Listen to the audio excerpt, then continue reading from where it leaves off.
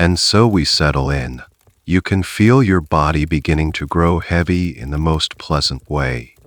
In our time together tonight, there is nothing to examine and nothing to understand, only the gentle rhythm of a story.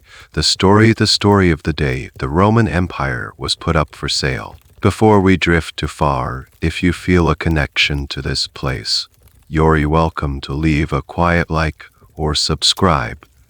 Think of it not as a task, but as leaving a soft footprint in the sand before you continue your journey inward. And if you feel so inclined, you can leave a quiet comment letting me know what city or town you're listening from and what time it is for you there.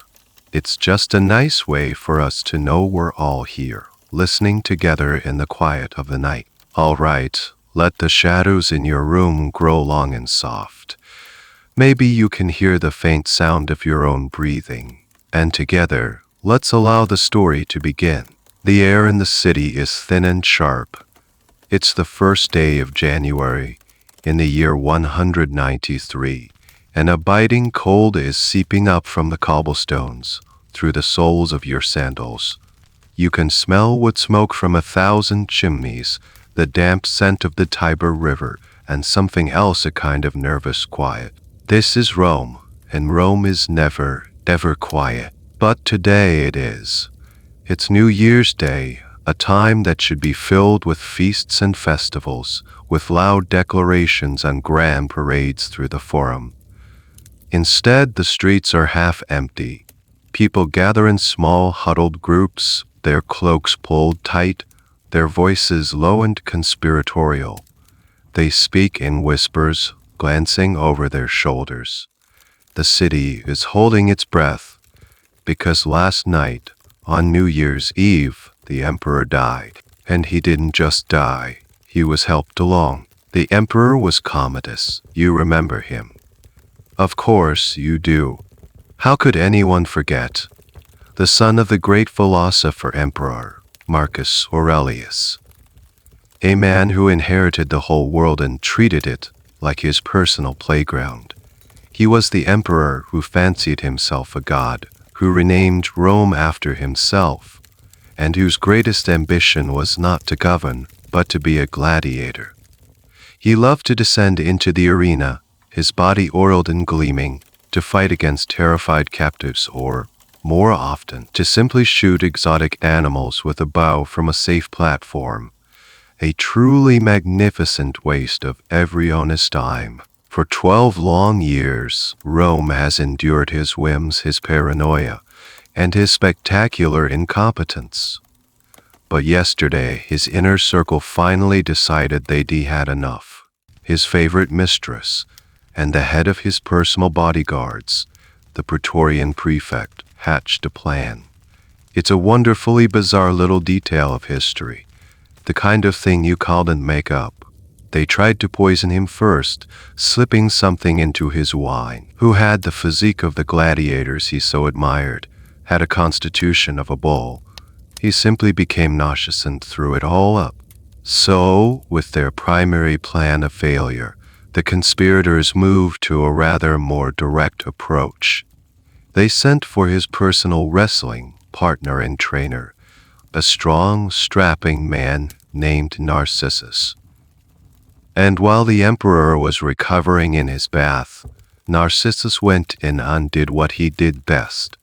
He wrestled the emperor of Rome to the ground, and in the steam and splashing water of the imperial bathish, he strangled him. The self-proclaimed Hercules died, not in a blaze of glory, but in a rather undignified, slippery heat. So that's the mainstream story everyone is whispering about today. The tyrant is dead. Good riddance. But here's where things get interesting, the part that historians still debate in hushed tones centuries later. Who really pulled the strings? Was it just this little palace clique acting on their own? Or were more powerful people waiting in the wings?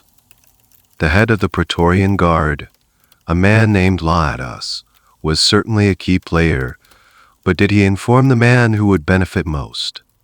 A stern, 66-year-old senator and former general named Perdiccans. Historians still argue about it.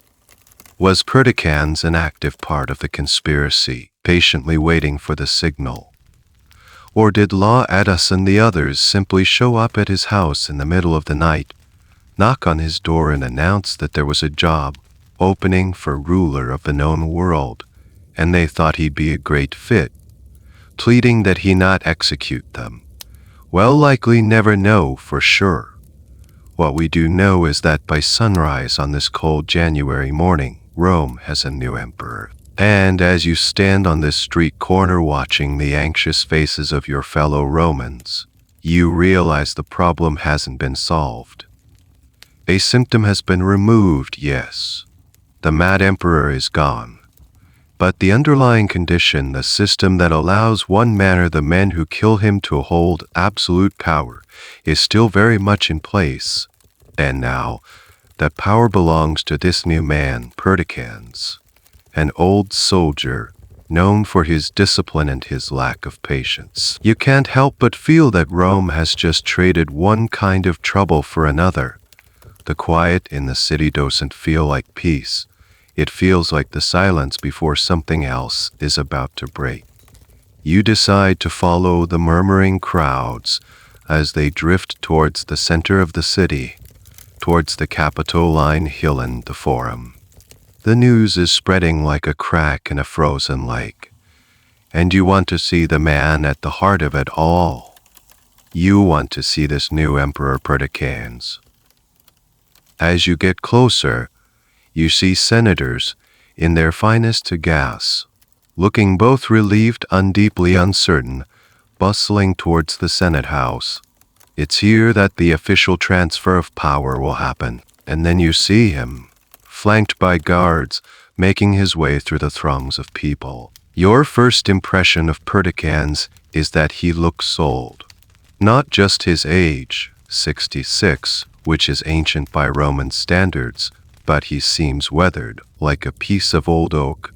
He has a long beard, already flecked with gray, and a stern, downturned mouth that looks like it hasn't smiled in a decade. He walks with the stiff-backed posture of a lifelong soldier, a man who has spent more time in a tent on the cold frontiers of Germania or Dacia than in the perfumed halls of a Roman villa. He is the very picture of old-fashioned Roman virtue, or at least what people think old-fashioned Roman virtue looked like. This is the official story, the one being carefully presented to the city. The era of the decadent, wrestling-obsessed man-child is over. The grown-ups are back in charge. As he passes, you overhear snippets of his life's story being shared by those around you. It's a classic Roman tale of social climbing. Perdiccans wasn't born into the elite. Not at all. His father was a former slave, a man who had earned his freedom and set up a successful business. This is a cold, odd little fact. His family name, Perdiccans, roughly translates to tenacious or persistent, a name his father supposedly took on because his very persistent in his timber business dealing. So your new emperor is, essentially, named after his father's stubborn sales tactics. Perdiccans started his career not as a senator or a politician, but as a teacher of grammar. Imagine that. The man who now holds the fate of the world in his hands used to spend his days correcting the pronunciation of wealthy teenagers. But he was ambitious. He used his connections to get a junior commission in the army and discovered he had a real talent for it. He was a strict disciplinarian, a clever logistician, and utterly fearless. From a low-level officer to a legionary commander, then a provincial governor, and finally, a respected member of the Senate. He was, by all accounts, the opposite of Commodus. He was serious, frugal, and hardworking. He is, in short, the perfect man for the job, on paper. But as you watch him, you see something else in his eyes, a weariness. A reluctance. A reluctance. The story that will be passed down by the historian Cassius D. A man who was there, a fellow senator who knew Perdiccans personally, is that he didn't want the job. When the conspirators arrived at his home in the dead of night, he was convinced they had been sent by Commodus to execute him. He calmly told them to get on with it, that he had been expecting this for a long time. It took a great deal of persuasion to make him believe that they were there to offer him the throne, not take his head. And even then, he hesitated. He knew what a poisoned chalice the imperial purple had become. He knew the state of the treasury empty. He knew the state of the army spoiled and entitled. And he knew the state of the city addicted to bread and circuses, paid for with money the empire no longer had. He tried to refuse, even suggesting another, more suitable senator for the role, but the conspirators were insistent. They needed him.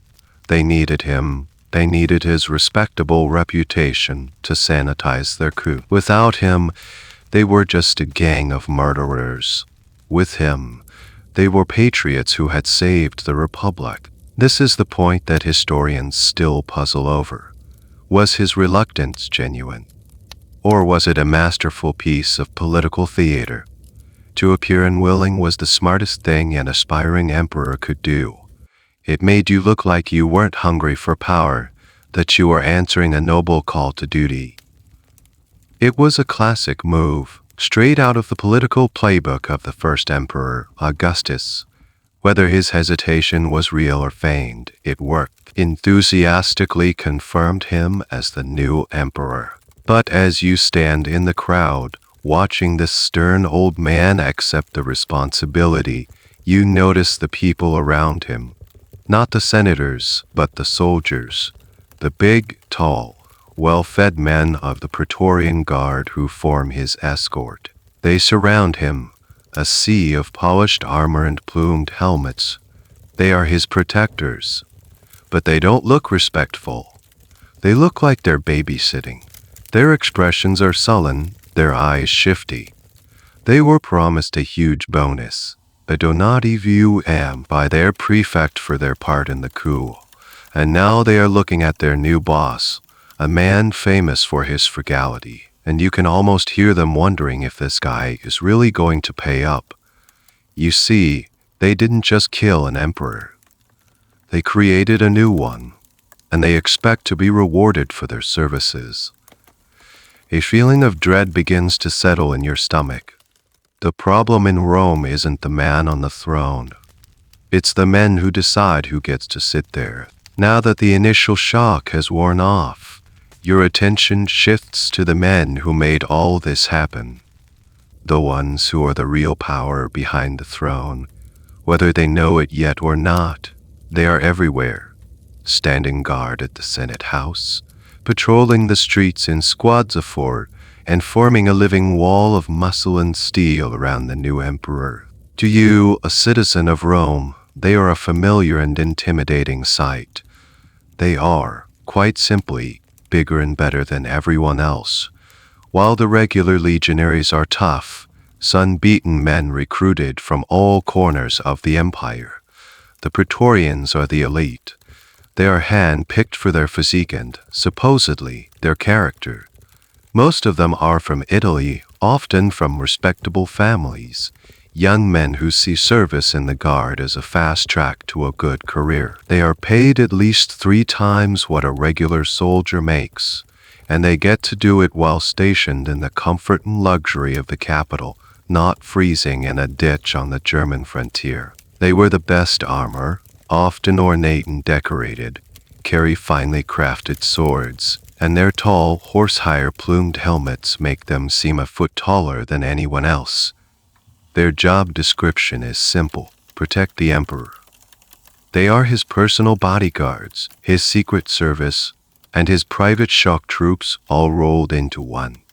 They were established by Augustus, the very first emperor, who knew that no ruler could be safe in Rome without a loyal military force right there in the city. But here's the thing you know. The thing everyone knows but tries not to think about too much. Over the generations, they have become far more than just bodyguards, and kingbreakers, and kingbreakers, and kingbreakers. Their loyalty isn't to the idea of Rome, or to the Senate, or even to the abstract office of the emperor. Their loyalty is to the man who pays them, and more specifically, to the man who gives them their bonus. The donati vum, upon his accession, but absolutely mandatory part of the system. A new emperor has to buy the guard's loyalty right at the start. It's less a bonus, more a bribe, or a protection payment, and they have a very high opinion of themselves. They are quartered in a massive, fortress-like camp on the edge of the city, the Castra Praetoria. It's a city within a city, with its own reigning grounds, baths, and temples. From this base, they can control Rome. They are the only major military force allowed in the capital, and they know it. They have become arrogant, entitled, under the indulgent reign of Commodus, lazy. They were his parade ground soldiers, his drinking buddies, his enforcers against his political enemies. They got used to a lax discipline and a steady stream of perks. Now, as you watch them escorting the stern, frugal Perticans, you can see the culture clash written on their faces. It's like watching a pack of spoiled wolves being told their new pack leader is a shepherd. The man they just put in power is the kind of old-school general who probably thinks soldiers should be sleeping on hard ground and eating stale bread, not feasting at the emperor's expense. And here's a strange, lesser-known detail about the guard, a bit of bureaucratic weirdness. They weren't just soldiers. The Praetorian prefect, their commander, was not always a military man. Over time, the position had evolved into one of the most powerful administrative and judicial posts in the empire. The prefect was often a lawyer, effectively serving as the emperor's chief of staff, head of intelligence, and Supreme Court judge, all in one. The man who masterminded the whole coup was very much one of these powerful, political prefects. But this creates a bizarre chain of command. The man in charge of this elite military unit might have no real combat experience himself, which can lead to a disconnect with the hardened soldiers under his command. This is a point that still fuels historical debate. Was the Praetorian Guard, by this stage, a functioning military unit or a politically corrupted Praetorian mafia? Some historians argue they were still a formidable fighting force, the best the empire had. Others claim they had become a pampered, politicized cancer at the heart of the state, more interested in palace intrigue and extorting money than in actual soldiering. The truth, as is often the case, they were dangerous precisely because they were a bit of both. They had the political influence to make or break emperors and just enough military muscle to back it up. You watch a squad of them march past, their armor gleaming. They look impressive, unstoppable. But there's a swagger in their walk, a sense of ownership in their eyes as they look at the city around them. They just got rid of one emperor who displeased them. The thought hangs in the cold January air, unspoken but understood by everyone. They could just as easily do it again. The safety of the new emperor Perticans rests entirely on keeping these spoiled, dangerous men happy. And you have a sinking feeling that the famously frugal Perticans is exactly the wrong man for that job. The first few weeks of the new reign feel like a citywide hangover. The wild, chaotic party of Commodus is over, and now the cleaning up begins. And Perticans, true to his reputation, starts by trying to balance the books. The imperial treasury, he quickly discovers, is not just empty, it's practically echoing. Commodus had the spending habits of a lottery winner with a god complex, and he burned through the state's reserves on his gladiatorial games, lavish banquets, and grandiose statues of himself as Hercules. Perdiccas needs money. He needs it to run the empire, to pay the legions on the frontiers, and most urgently, he needs it to pay the Praetorian Guard the massive bonus their prefect, Laetus, had promised them in his name. The figure they were expecting was enormous, 12,000 sesterces per man. To put that in perspective, a regular legionary earned about 1,200 a year. So, Perdiccas was expected to hand over 10 years' salary to each of his bodyguards, just for the privilege of not being murdered by them. He doesn't have it, not even close. So he does what any person in deep debt does. He decides to hold a sale. But this isn't just any sale. This is the great imperial palace yard sale. You hear the announcement and, like thousands of other curious Romans, you go to the forum to see the spectacle. And it is a spectacle out the imperial palaces and villas of all the accumulated luxuries of the previous reign. Everything is to be sold, and he means everything. Day after day, a bizarre and wondrous collection of items is carted out and put on public display for auction. It's a glimpse into the surreal world of the fallen emperor. You see heaps of silken robes embroidered with gold thread, so delicate they look like they might dissolve in the winter air. There are elaborate chariots, not for racing, but for parading, made of ivory and silver, with intricate carvings of the gods and of Commodus himself, naturally. There are fleets of ceremonial barges, weapons inlaid with precious stones that have never been used in a real fight, and a collection of gladiatorial equipment so vast it could outfit a small army. You see nets weighted with amber beads, golden tridents, and helmets decorated with ostrich plumes. It's the ultimate celebrity memorabilia auction, but the real showstoppers are the personal effects. The auctioneers, with a theatrical flair, present the property of the former emperor. And this is where it gets truly weird. Not just any slaves, but the ones Commodus had collected for his own amusement. There's a collection of beautiful boys and girls he had gathered from across the empire, purely for their looks. They stand there, bewildered, as wealthy Romans bid on them. Then, there are the jesters, the freaks, the people with unusual physical attributes that Commodus found entertaining.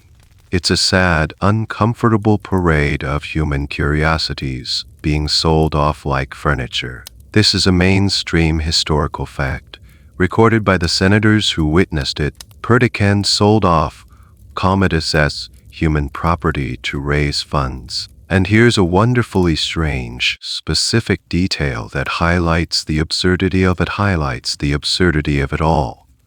Among the items for sale were carriages fitted with a clever and rather odd invention.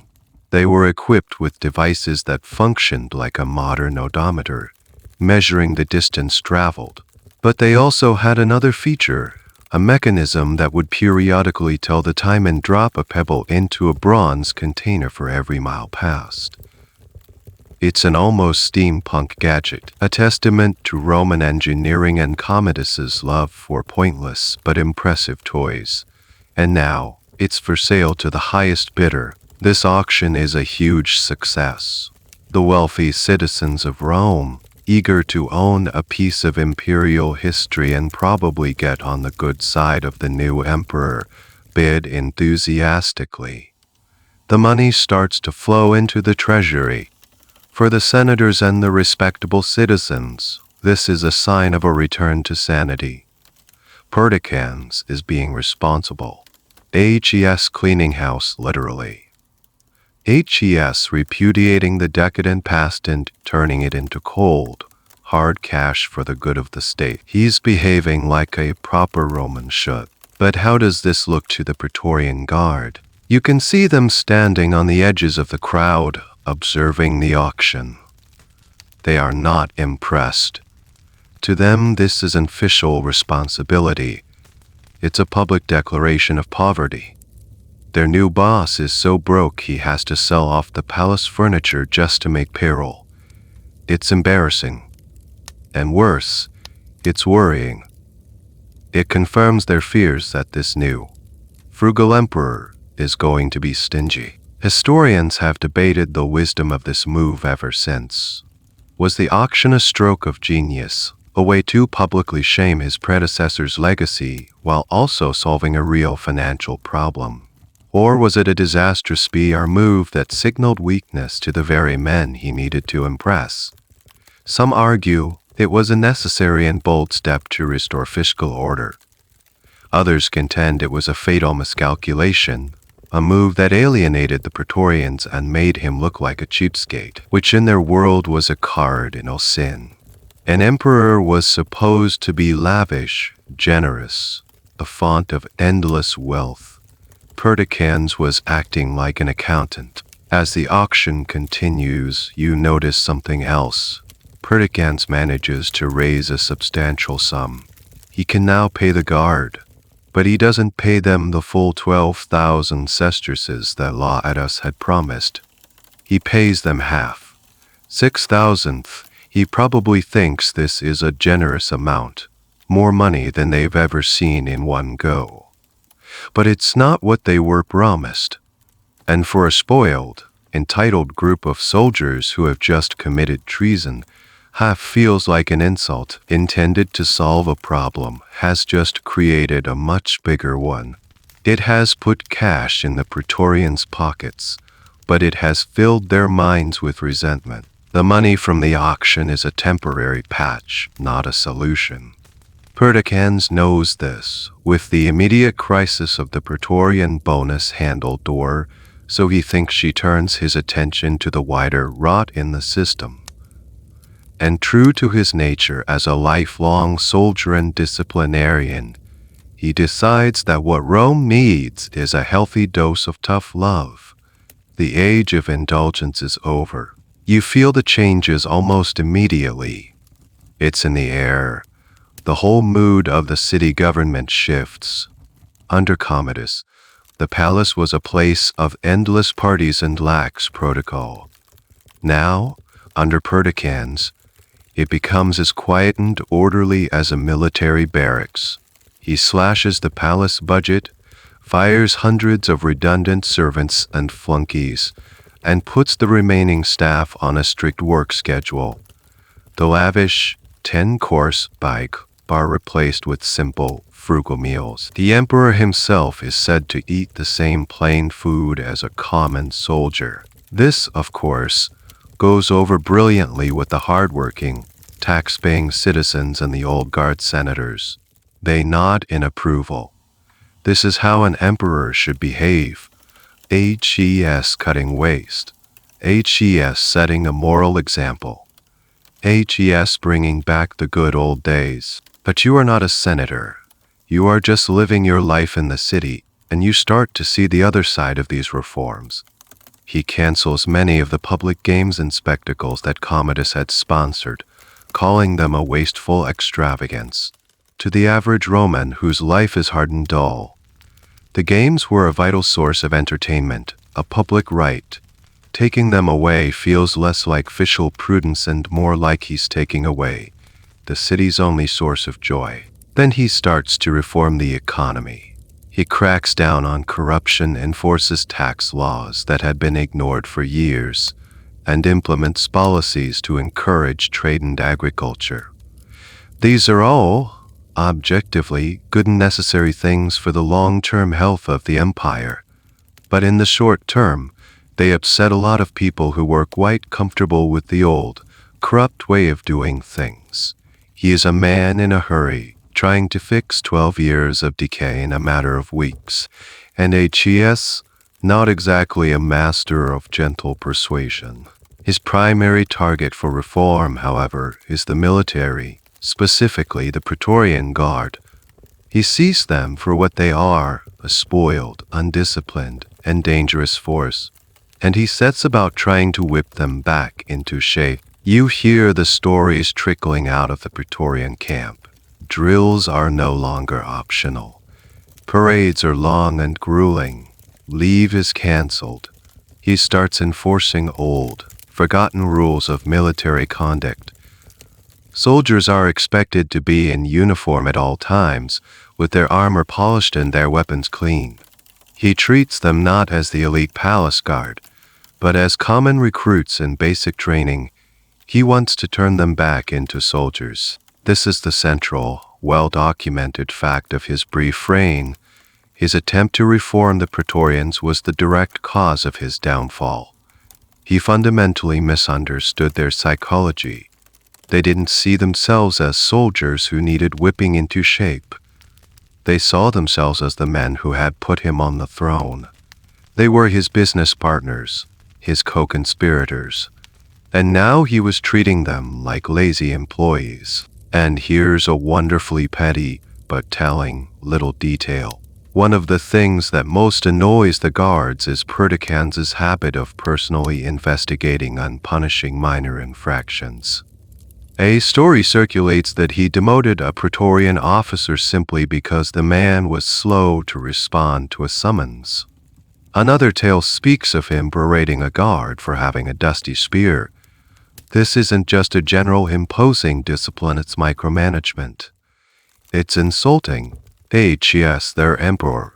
HES their nagging boss. Checking their work and docking their pay for minor mistakes. The resentment in the Castra Praetoria grows from a low murmur to a steady, angry hum. They feel betrayed.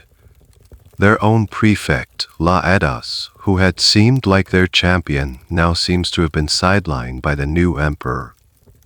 Perdiccans is running the show his way, and Laedas is either unable or unwilling to stop him. Historians have long debated Perdiccans' motives here. Was he a naive idealist who genuinely believed he could reform the Praetorians through sheer force of will? Did he simply fail to grasp the political reality of his situation, that his life depended on their goodwill? Or was it something more calculated? Some historians argue that Perdiccans knew a confrontation was inevitable. Perhaps he believed it was better to force the issue on his own terms, to try and break their power before they had a chance to consolidate their opposition to him. He was a gambler, after all, a man who had risen from nothing. Maybe he decided to make one last, all-or-nothing bet that he could tame the beast in its own way. Whatever his reasoning, the effect is the same. Every day, his reforms drive another nail into his own coffin. He is alienating the only people in the city with the power to remove him. He gave them half their bonus, and now he's canceling all the other perks of the job. For the Praetorians, this is a simple equation. They got rid of Commodus because he was a bad emperor. But at least he was a fun emperor. Perdiccans might be a good emperor by the Senate standards, but for the guards, he's a disaster, and they are starting to think they might have made a very, very bad deal. The tension in the city becomes a palpable thing, a loathsome of anxiety you can feel in the marketplace, in the bathhouses, in the taverns. Everyone is waiting for the other shoe to drop. You've seen this before. Rome is a city built on a political fault line, and you can feel the tremors starting. The Praetorians are angry, and when the Praetorians are angry, everyone has a reason to be nervous. The first serious tremor comes about 2 months into Perdiccans' reign, near the end of February. The emperor is away from the city, down at the port of Ostia, inspecting the grain shipments. It's a typically responsible, hands-on emperor task. HES making sure the city's food supply is secure, but his absence creates a power vacuum, a moment of opportunity. Back in the Praetorian camp, the grumbling has finally coalesced into a plan. A group of soldiers decide they've had enough of the drills, the budget cuts, and the lectures on old-fashioned virtue. They have a classic case of buyer's remorse. They want a new emperor, one who will restore their privileges and, more importantly, their income stream, so they hatch a plot. It's a fairly straightforward one. They will march out of their camp, find a suitable candidate, then declare him emperor. Their choice falls on a senator named Socius Falco. Falco is a consul for the year, a man of high standing, and more importantly, they believe he will be more pliable, more generous than the stubborn old general they're stuck with. This is the mainstream account of the first mutiny. A faction of the guards decided to replace Perticans with a more agreeable candidate. The conspirators wait for the cover of darkness. A few hundred of them, emboldened by wine and their own sense of righteous indignation, prepare to march.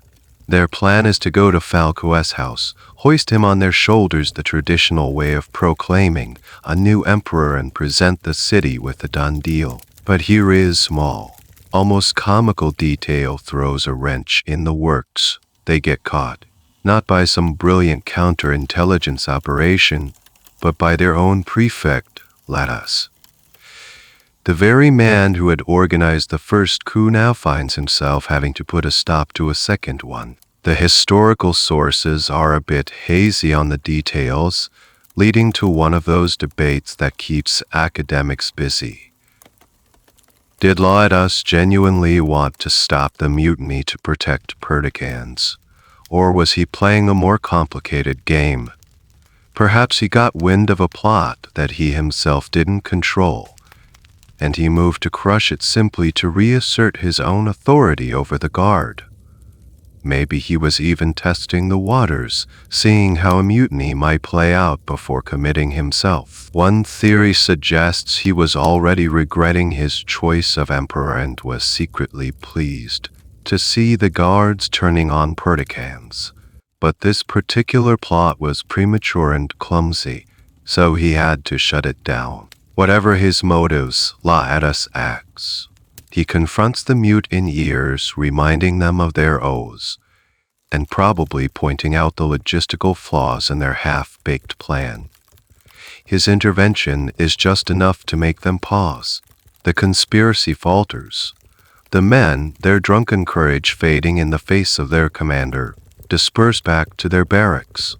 The mutiny melts away before it even really begins. Word travels quickly to Ostia. A messenger, riding his horse into the ground, brings the news to Perticans. The emperor, ever the decisive general, doesn't hesitate.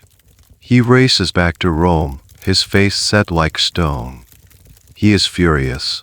The plot has failed, but it has revealed the depth of the rot.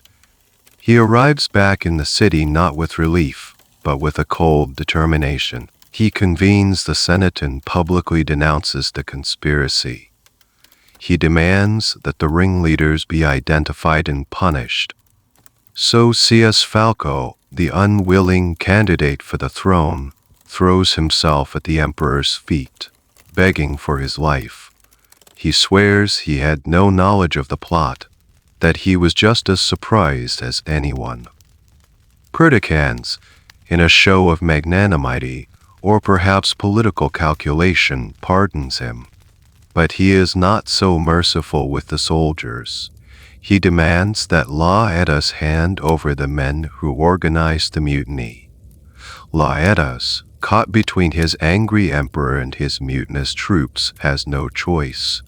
He gives up a few names. A handful of soldiers, probably not even the real ringleaders but just the unluckiest ones, are arrested and scheduled for execution. Perticans thinks he has won. He has faced down a rebellion, reaffirmed his authority, and is now making an example of the traitors. He believes he has restored order through decisive action, but you, watching from the sidelines, can see the terrible truth. He hasn't won anything. He has only made things worse. By executing a few of their comrades, he has turned the guards' general resentment into a blood feud. They are no longer just angry about their pay and their privileges. Now they are angry about their dead friends. They are no longer just grumbling. Now they are plotting. The failed mutiny wasn't the end of the story. It was just the dress rehearsal. They won't be so clumsy. The next time, there will be no one to stop them. The city holds its breath for a month. It's a strange, tense peace, the kind of quiet that feels loud. March is a month of raw, damp weather in Rome, and the mood of the city matches the sky, gray, cold, and uncertain. Perdiccans carries on with his duties, projecting an image of calm control. He presides over the Senate. He hears legal cases. He continues his reforms. He is acting as if the crisis has passed, as if the failed mutiny was a thread as broken. But in the Castra Praetoria, the fortress camp on the city's edge, the mood is anything but calm. The executions of their comrades have galvanized the guards. Their resentment has curdled into a cold, hard knot of hatred. They talk in low voices in the barracks at night, in the mess halls, in the steam of the bathish. The talk is no longer about pay or discipline. It's about revenge and survival. They know Perdiccans sees them as a problem to be solved, and they have to solve him first. Their prefect, Laetus, seems to have vanished from the equation. Historians still debate his role in these final days. Did he actively encourage the next plot? Or did he simply see what was coming and decide to step aside, to let the inevitable happen? Some sources claim he was the one who stoked the soldiers' anger, telling them that Perdiccans was planning more punishments, that no one was safe. He may have realized that his own position was precarious by supporting Perdiccans. He had lost the trust of his men, and by failing to control them, he had lost the trust of the emperor. Throwing in his lot with the mutineers was perhaps his only path to survival. The tipping point comes on the 28th of March. It's late in the afternoon. Inside the camp, the decision is made. There will be no more secret plots, no more back alley conspiracies. They are going to do this in broad daylight. A core group of several hundred soldiers, the historical accounts vary. Some say 200, others 300 make their move. There is no attempt at stealth. They arm themselves fully, grabbing their spears, their swords, and their heavy shields. They form up in their units, a cohort of angry, determined men. They are done asking. They are done grumbling. They are going to the palace to present their final grievance, and their spears will do the talking. You are perhaps in the market near the Esquiline Hill when you hear the sound. It's not a battle cry, not yet. It's the sound of hundreds of hobnailed sandals marching in unison on stone. A rhythmic, menacing crunch that gets louder and louder. Then you see them, a column of Praetorians in full battle gear, marching with a grim purpose. This is not a parade. Their eyes fixed straight ahead. They march with their shields held high, some covering their heads, a defensive posture that is also deeply aggressive. It's as if they are marching into enemy territory, which, in a way, they are. They are marching on the heart of their own city, on the residence of the man they are sworn to protect. This is the moment, the historical turning point. The Praetorian Guard marching on the imperial palace to kill the emperor. It is a complete breakdown of the system. A strange, and perhaps apocryphal, detail from the historian Herodian claims that they shielded their faces as they marched. Why? Was it out of shame for what they were about to do?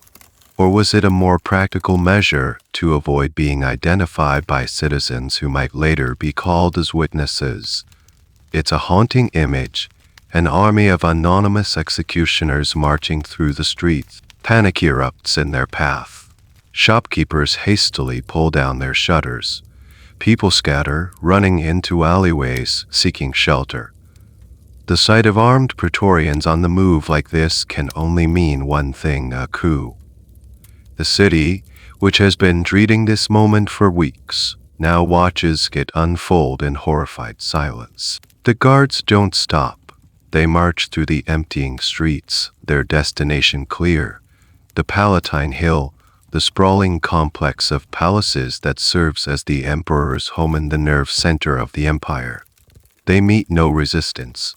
The city watch, the vigiles, are little more than firefighters and police. They are no match for heavily armed soldiers and wisely stay out of the way.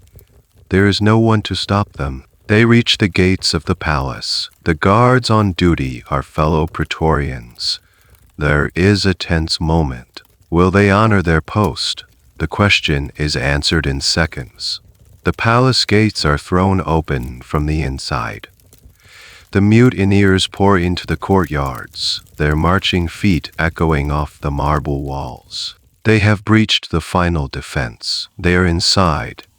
And somewhere in the labyrinthine corridors of the vast palace, the Emperor Perdiccans hears the commotion. The shepherd is about to find the wolf pack at his door. Inside the palace, the sound of the approaching mutiny is a rising tide of noise: the tramp of boots, the clang of metal, the low, angry roar of hundreds of voices. The palace staff, the servants, the secretaries, the bureaucrats, all melt away into the shadows. They know what this is. They have no interest in being collateral damage. In moments, the vast, opulent halls are strangely empty, save for the emperor and a few loyal attendants. Perdiccans is in his private apartments when the news reaches him, not as a rumor, but as a certainty. A terrified chamberlain runs in, breathless, telling him the guards have stormed the palace grounds and are now inside, looking for him. His advisors have one simple piece of advice: run. Hide. There are secret passages, servants' corridors. He is the emperor. The palace is a labyrinth designed with escape routes. He could slip away, maybe get back to the Praetorian camp and try to reason with the men who remained there, or flee the city and rally the legions from the provinces. It is the sensible thing to do. Perdiccans refuses. Perhaps it's his lifelong training as a general, a man who never retreats.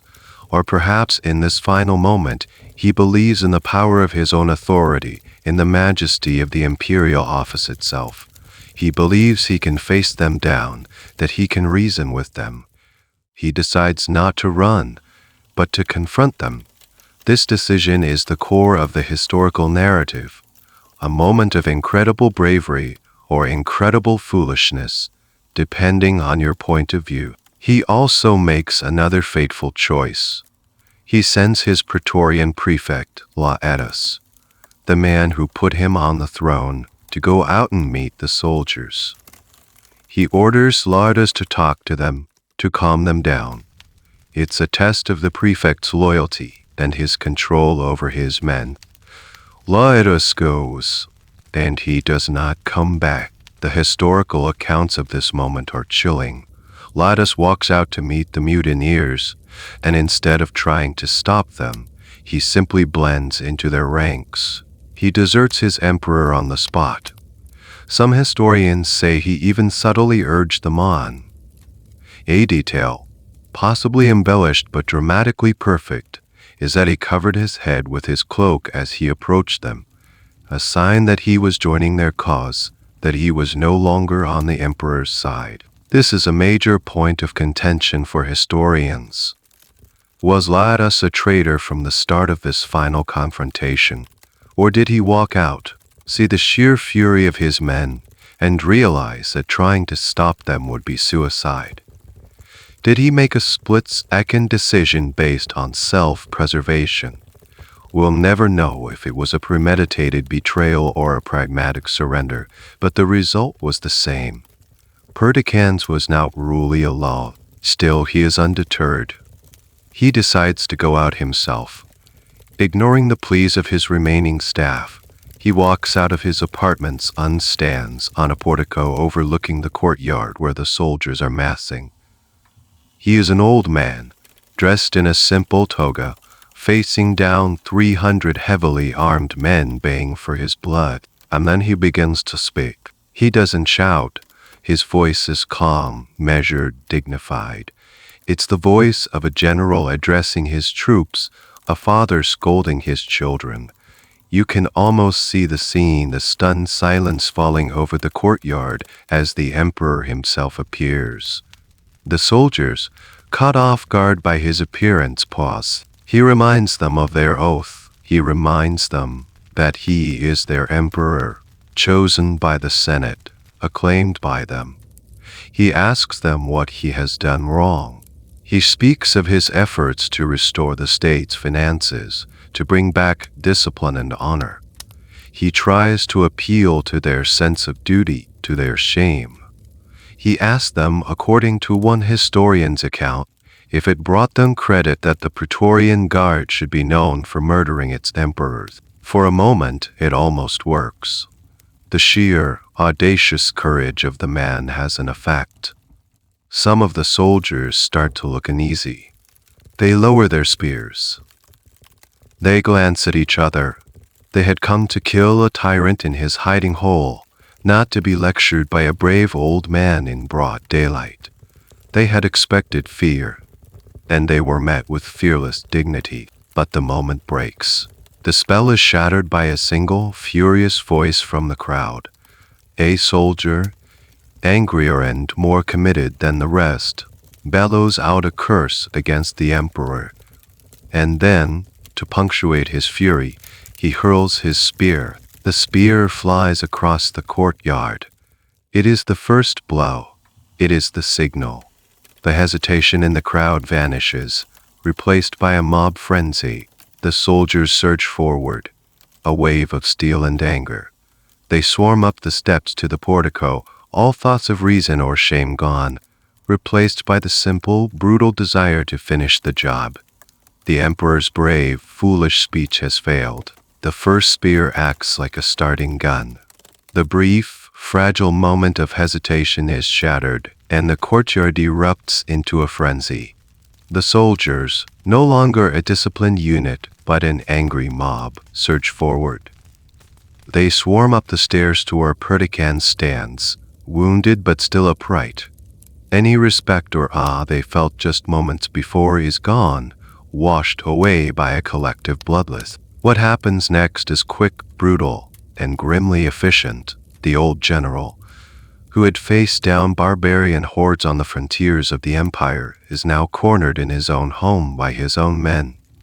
He is surrounded. There is no escape. The historical accounts, written by senators like Cassius Dio, who would have heard detailed eyewitness testimony, are clear on this point. He did not beg or cry out. He met his end with the same stoic dignity with which he had lived his life. Seeing the inevitable, he pulls his toga up to cover his head. It's a traditional Roman gesture, a way of meeting death with a measure of decorum, of not letting your enemies see the fear in your eyes. He braces himself. The soldiers fall upon him. A dozen spears and swords find their mark. After just 87 days on the throne, the reign of the reformer emperor is over. He lies on the marble floor of his own palace, a victim of the very rot he had tried to excise. But the soldiers are not finished. Their anger, or perhaps their need to justify their actions, requires a more dramatic statement. One of the soldiers, a man from one of the auxiliary Tungri and cohorts attached to the guard, steps forward. He draws his sword, decapitates the fallen emperor, and impales the head on the tip of his long spear. This is the grim, universally reported climax of the coup. The murder itself was a political act, but this part is pure, visceral savagery. It is a message. The mutineers, their work in the palace done, now have to announce their victory to the city. They reform their column, with the soldier carrying the emperor's head on the spear at the front. They march back out of the palace gates the same way they came in, but this time they are not a grim, determined force. They are boisterous, triumphant. They have done the unthinkable, and they have gotten away with it. You are huddled with a group of other citizens hiding in the doorway of a shop, peering out at the street. You hear them coming before you see them. The sound is different now. It's not just the marching feet. It's the sound of shouting, of jeers, of a kind of manic celebration. And then they come into view, and you see it, Bahab, held aloft on the point of a spear, swaying with the rhythm of the soldier's stride. The face is pale, the gray beard matted with blood. It is unmistakably Perdican's. The sight sends a wave of sickness and terror through you.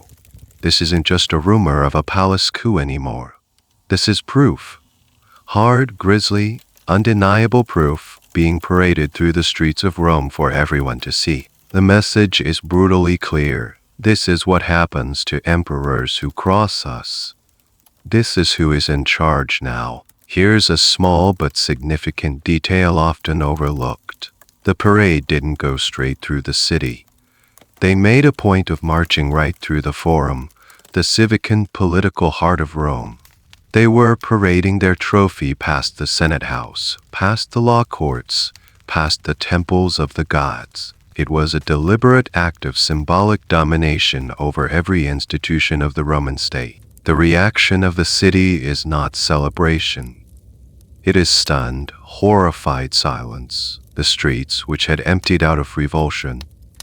People watch from behind closed shutters and from rooftops.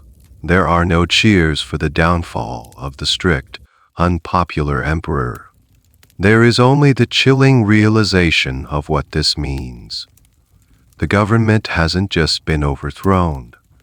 The very idea of order has been decapitated and put on a stick. Historians have often debated the psychology of this act. Was parading the head a calculated act of terror meant to intimidate the Senate and the people into submission? Or was it a more primal, spontaneous explosion of mob violence, the kind of thing that happens when a group of angry men work themselves into a frenzy? It was likely both. It served the practical purpose of proving Perdiccans was dead, preventing any loyalists from trying to rally around him. But it was also a raw display of power, a way for the Praetorians to tell the world that the rules no longer applied to them. The procession finally makes its way back towards its starting point, the Castra Praetoria. The guards march back to their fortress on the edge of the city, carrying their gruesome prize with them. They have accomplished their goal. They have removed the emperor. They are victorious. But as they march, a new and deeply unsettling problem begins to dawn on them. They have created a power vacuum. The throne is empty again.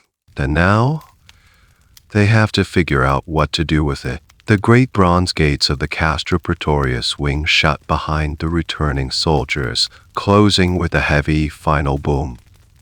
Inside their fortress, the mood is a strange cocktail of triumph, relief, and a creeping sense of anxiety. The immediate threat, the Emperor Perdiccans, is gone. They have their revenge. They are safe from any further punishments or reforms. The head of the Emperor, now removed from the spear, is a grim centerpiece to their victory celebration. They are, for this brief moment, the masters of Rome. They are the only significant military force in the city.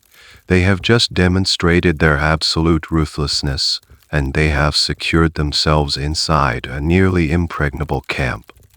The Castra Praetoria isn't just a barracks, it's a massive, brick-walled fortress with towers and ramparts, covering a huge swath of land. It's designed to withstand a siege. From here, they can defy the Senate, intimidate the populace, and dictate terms to the entire Roman world. But as the initial adrenaline of the coup begins to fade, a new and awkward reality sets in. What now? They have decapitated the government, but they have no plan for what to put in its place. The soldiers who stormed the palace were driven by anger and a desire for revenge, not by a coherent political strategy. They didn't have a new emperor waiting in the wings this time. Their previous candidate, the Senator Falco, had ended up groveling for his life, a clear sign that being the Praetorians' choice was a dangerous and uncertain honor, but they seem to have given very little thought to the process of creation. This is the central, bizarre fact of the situation. The most powerful men in Rome are sitting in their camp, looking at each other, and effectively asking who was in charge now. The Praetorian prefect, Laetus, who had so skillfully managed the coup against Commodus, is now in a precarious position. He had joined the mutineers, yes, but he hadn't led them. The murder of Perdiccans was a chaotic, spontaneous event, not his carefully orchestrated plot. He has lost control of his men. He might have their momentary approval for abandoning Perdiccans, but he no longer has their unquestioning obedience. Power has shifted from the command structure to the mob. Inside the camp, debates begin to break out. Small groups of soldiers argue over what to do next. Some probably have a favorite senator in mind, someone known for being generous or easily manipulated. Others might be arguing that they should put one of their own officers on the throne. Why settle for being kingmakers when one of them could be king? This is where a strange detail of Roman military life comes into play. The Praetorian Guard wasn't a monolithic entity. It was composed of different cohorts, and there would have been rivalries and different loyalties within the camp. A soldier from a cohort recruited in northern Italy might have a different idea of a good emperor than a soldier from a cohort with roots in Spain. These internal politics, normally kept in check by discipline, would now be bubbling to the surface. The debate over what to do next is a point of some historical speculation. Did the idea of an auction emerge immediately, or did it evolve after other options were considered and discarded? Cassius Dio, our main source, presents it as a fairly swift and cynical decision. He paints a picture of a guard that has become so utterly corrupted, so divorced from any sense of duty, that their thought process moves directly from murder to profit. Other historians suggest this. Perhaps they sent out feelers to a few prominent senators, who, having just seen what happened to Perdiccans, wisely and politely declined the honor. Thank you for thinking of me, but I'm actually very busy with my olive groves this year. After a few hours of chaotic discussion, it becomes clear that they cannot agree on a single candidate. Any man they choose might be wildly popular with one faction of the guard but despised by another. Choosing one of their own officers is even riskier. It would elevate one man above his comrades and create instant jealousy and resentment. They are at an impasse. They hold the most valuable prize in the world, the throne of the Roman Empire, but they can't decide who to give it to. And then someone history doesn't record the name of this monstrously creative individual has a moment of terrible, brilliant inspiration. The idea is so cynical, so brazen. It's almost a work of genius. If they can't agree on a candidate, and if the main thing they want from a new emperor is a massive cash payment, then why not cut out the middleman? Why not eliminate all the political pretense and just sell it? The idea spreads through the camp like wildfire. It solves all their problems in one fell swoop. It's democratic in a horrificously capitalist way. Every soldier will get an equal share of the profits. It eliminates the need for political negotiation. It reduces the complex process of imperial succession to a simple business transaction. It is the ultimate expression of their worldview. The emperor is not a divinely appointed ruler or the first citizen, the most city-state. He is the person, the most stays. The Roman Empire is not a sacred trust. It is a piece of property, and they are its owners. The decision is made. They will hold an auction. The decision to hold an auction is one thing. Announcing it is another. How do you post a for sale sign on a position of absolute power? You can't just put an advertisement in the Acta Diurna, the daily Roman news bulletin. For sale, once lightly used empire. Previous owner left unexpectedly. All reasonable offers considered, the Praetorians choose a much more direct and far more theatrical method.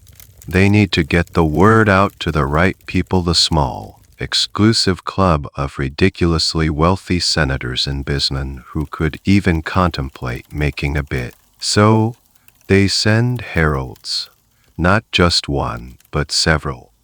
These are men with loud, trained voices, whose job is normally to make public proclamations. The soldiers station them on the high ramparts of the Castra Praetoria, the massive walls of their camp that overlook the surrounding neighborhoods. Imagine the scene. It's late afternoon now. The sun is beginning to set, casting long, dramatic shadows across the city. The people of Rome are still in a state of shock, hiding in their homes, and then a new sound cuts through the eerie quiet. The booming voice of a herald, projecting from the walls of the Praetorian camp. And the message he proclaims is the most audacious, the most shameful, the most unbelievable thing the citizens of Rome have ever heard. He announces that the emperor is dead. That is known. But then he announces that the throne is vacant, and that the Praetorian Guard, in their wisdom, have decided to bestow the imperial office upon the man who makes them the most generous offer. They are, in short, inviting bids. The Roman Empire is officially on the auction block. This is the central, shocking event that has cemented this day in history. It is a moment of such profound cynicism that it almost feels like satire. The soldiers are not even pretending to care about a candidate's qualifications, his military record, his political skill, or his moral character. The only qualification that matters is the size of his bank account. The heralds shout out the terms. They are looking for a noble Roman, a senator of good standing, who is willing to make a substantial donation idle, not EVUM, to the brave soldiers of the guard in exchange for their support. They promise that whoever wins the bid will be acclaimed as emperor, escorted to the palace, and protected by the full might of the Praetorian Guard. It's a complete package deal, throne, title, and armed security, all for one lump sum. Down in the city, the news spreads not by heralds, but by frantic whispers. People who hear the proclamation from the walls can't believe their ears. They wondered if it was a joke, a terrible, tasteless joke. But as the heralds continue to call out, the horrifying reality sinks in. They are serious. Here's a small detail that makes the whole scene even more surreal. The Praetorians don't even leave their camp. They are conducting this entire transaction from behind the safety of their walls. They are not negotiating in the Senate House or some other civic building. They are treating the Roman Empire like a piece of captured loot, and they are haggling over the price from inside their fortress. It reduces the would-be emperors to supplicates, shouting up at the walls like peasants begging for a favor from the lord of the castle. This unprecedented act has been a source of fascination and disgust for historians ever since. The key question is always, did they truly not understand how shameful this was? Or did they simply not care? The prevailing view is the latter. The guard had become so detached from the traditional Roman values of honor, duty, and public service that the idea of selling the throne wasn't shameful to them. It was just good business. They saw it as a logical solution to a practical problem. However, A more nuanced interpretation might suggest that it was also an act of supreme arrogance and defiance. It was a message to the Senate and the entire Roman aristocracy. You think you rule this city. You think your ancient names and your political maneuvering matter. We are the ones with the swords. We are the real power. And we will dispense that power as we see fit, and we will get rich doing it. It was the ultimate humiliation of the ruling class. The sun continues to sink lower, bathing the city in a blood-orange light. The heralds' voices grow hoarse, but they continue their call. The offer is on the table. The greatest prize in the world is for sale. The only question now is, in a city full of ambitious and wealthy men, who would be shameless enough, or foolish enough, to actually show up and make a bid? The Praetorians wait. They are confident that someone will come. There is never a shortage of men who believe that power is worth any price. As the news of the grotesque auction spreads through the city's elite, the first reaction among the senatorial class is disgust, followed by a very practical fear. To be the emperor was the ultimate ambition of many, but to acquire the throne in this manner, it was unthinkable. It was unthinkable. It would mean starting your reign with no legitimacy, hated by the people, despised, bited by the people, despised by your fellow senators, and beholden to a lawless, greedy gang of soldiers. It was a poisoned chalice of the highest order. Most of the powerful and respected men in Rome wanted nothing to do with it. They locked their doors and prayed the whole nightmare would just go away. But not everyone. The first man to answer the call is someone you might not expect. He is Titus Flavius Sulpicius, and he is Perdiccans' father-in-law. Let that sink in for a moment. The father of the murdered emperor's wife is the first person to show up to bid for the job of his replacement. It's a detail so drenched in morbid irony, it feels like it belongs in a tragedy play. Sulpicius is not just a relative of the deceased, he is a significant figure in his own right. He is the urban prefect, the prefect of the city of Rome. This is an incredibly important job. He is essentially the mayor of Rome, responsible for maintaining law and order, overseeing the courts, and managing the city's administration. He is a senior senator, a man of immense authority and experience. And at the moment the mutiny began, he was the man Perdiccans had sent to the Praetorian camp to try and calm the soldiers down. He was already there inside the fortress when the murder took place and the auction was conceived. This is the mainstream historical account. Sulpicius was on site, trying to negotiate, when the situation escalated and the auction was proposed. He was, quite literally, the first potential customer in the store. He immediately seized the opportunity. With his son-in-law dead, he might have felt his own position was precarious. Or perhaps ambition, long dormant, simply saw its moment. He is right there in the heart of the action. He has a direct line to the sellers. He decides to make a bid. He begins to negotiate with the soldiers inside the camp. He is a man of considerable wealth, and he starts making promises.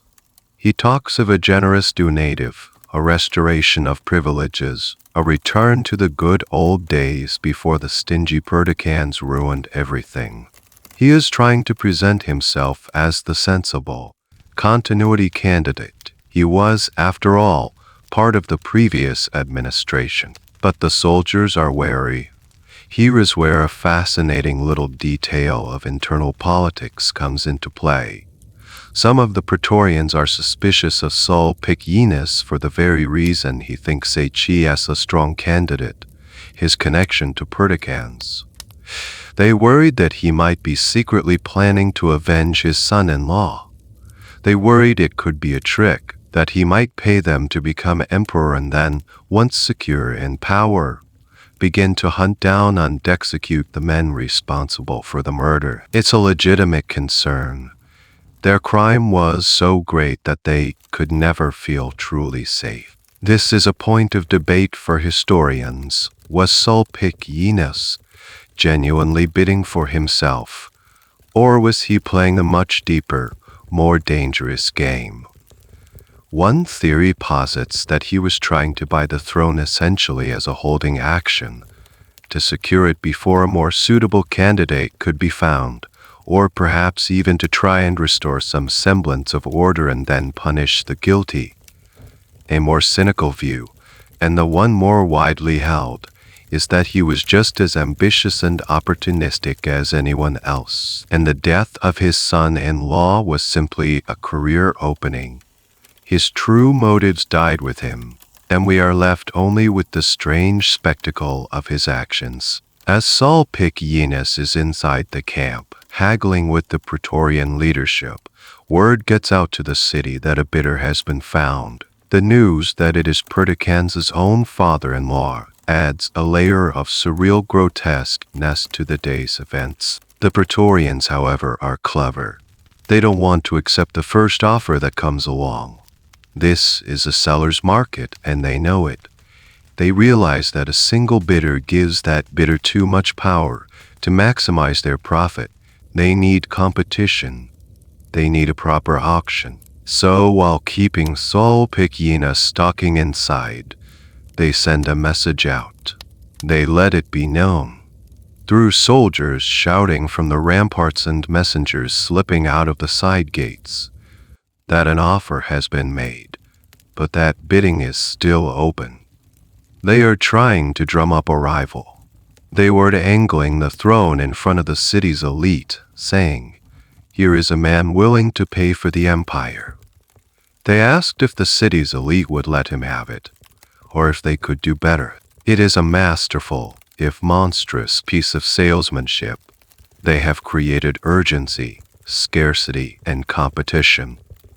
They have turned the succession of the Roman Empire into a high-stakes poker game, and they are encouraging another player to come to the table and raise the bet. The sun has now set. The torches are lit along the walls of the Castra Praetoria. The stage is set for a night of unprecedented political theater. All they need is one more contestant. The news that Sulpicius is inside the camp, actively bidding for the throne, sends a shockwave through the luxurious villas on the Palatine and Quirinal hills.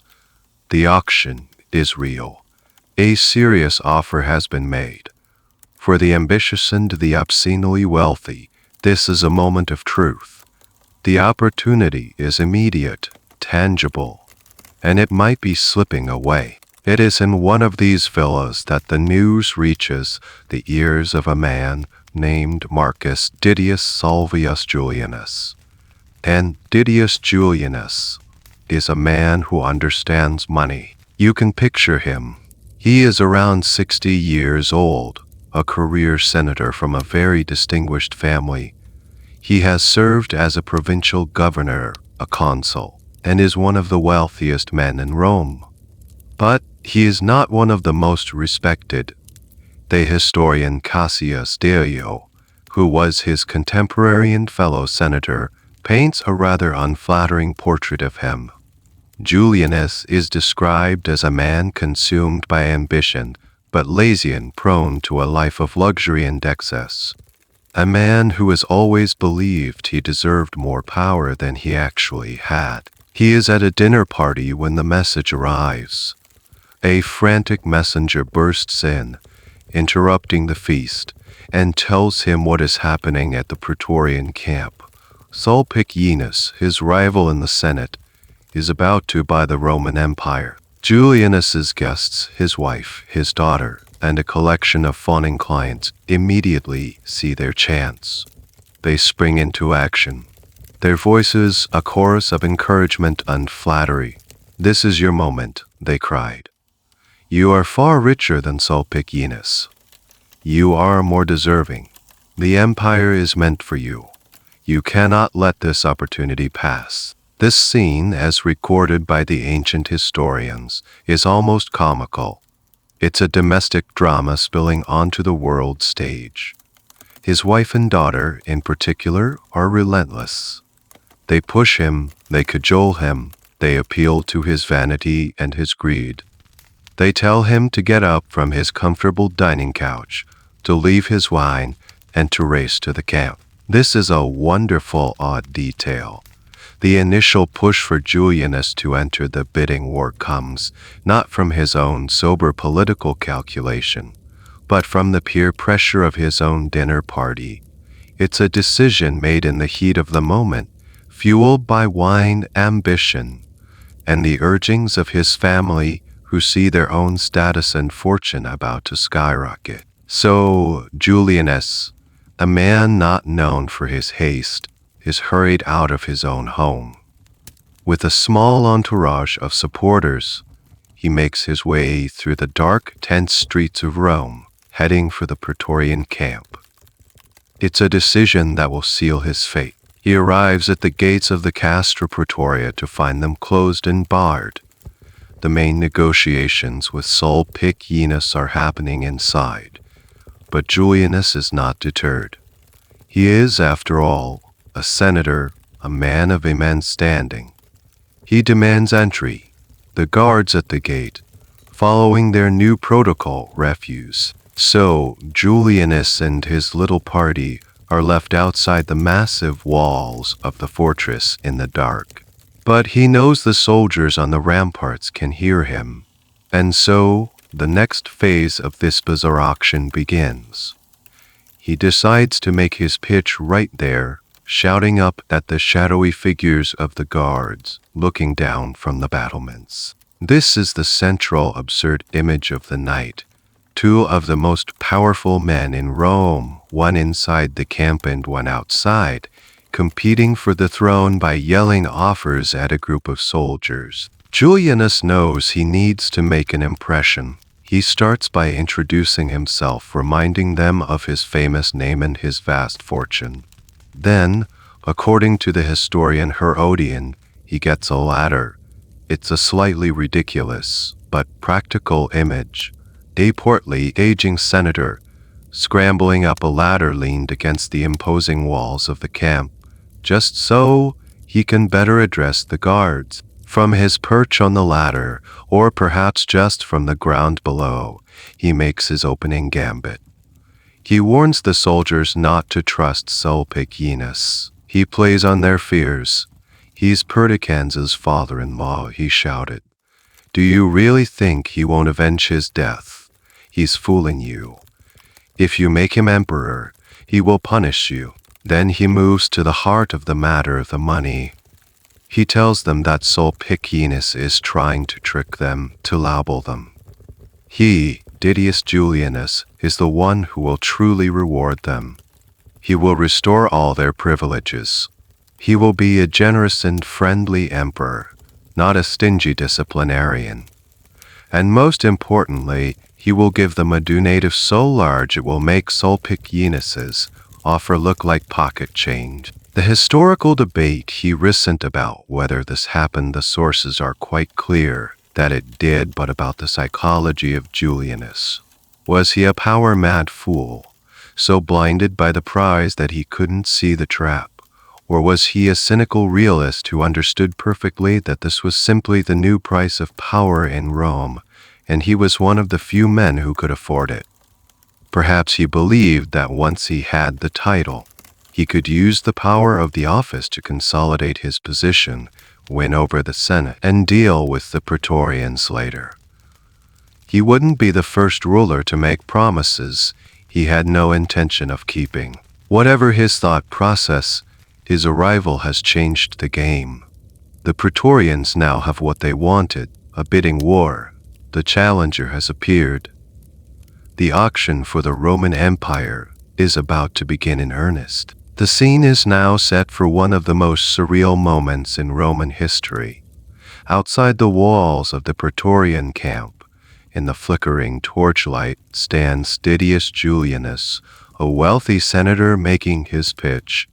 Inside the walls, in the main courtyard, is Titus Flavius Sulpicianus, the urban prefect, making his counterpitch.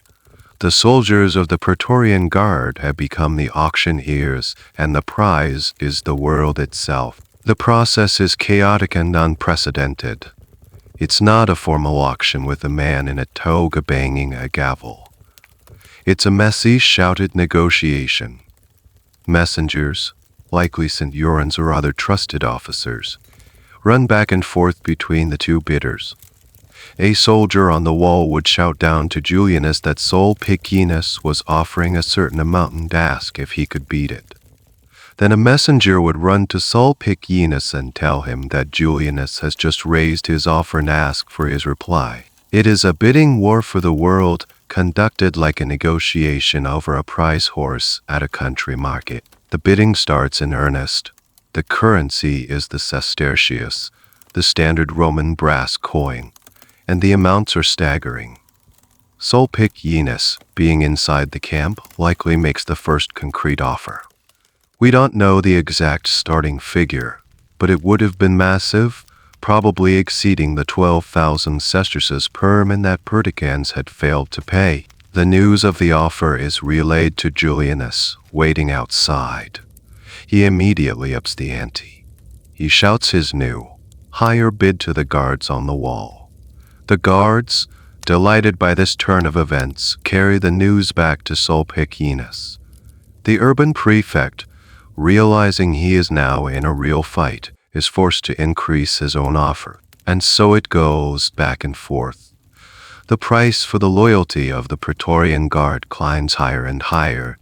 Each bid represents a fortune that could build a small city or fund a legion for years. With every new offer, the soldiers in the camp grow more excited. Their cheers echo through the night. They are encouraging the bidders, egging them on, driving the two richest men in Rome against each other, and they are winning spectacularly. This is the historical reality that is so hard to comprehend. The decision about who would rule over 100 million people, from the misty shores of Britain to the hot sands of Egypt, is being made by two old men shouting numbers at a wall.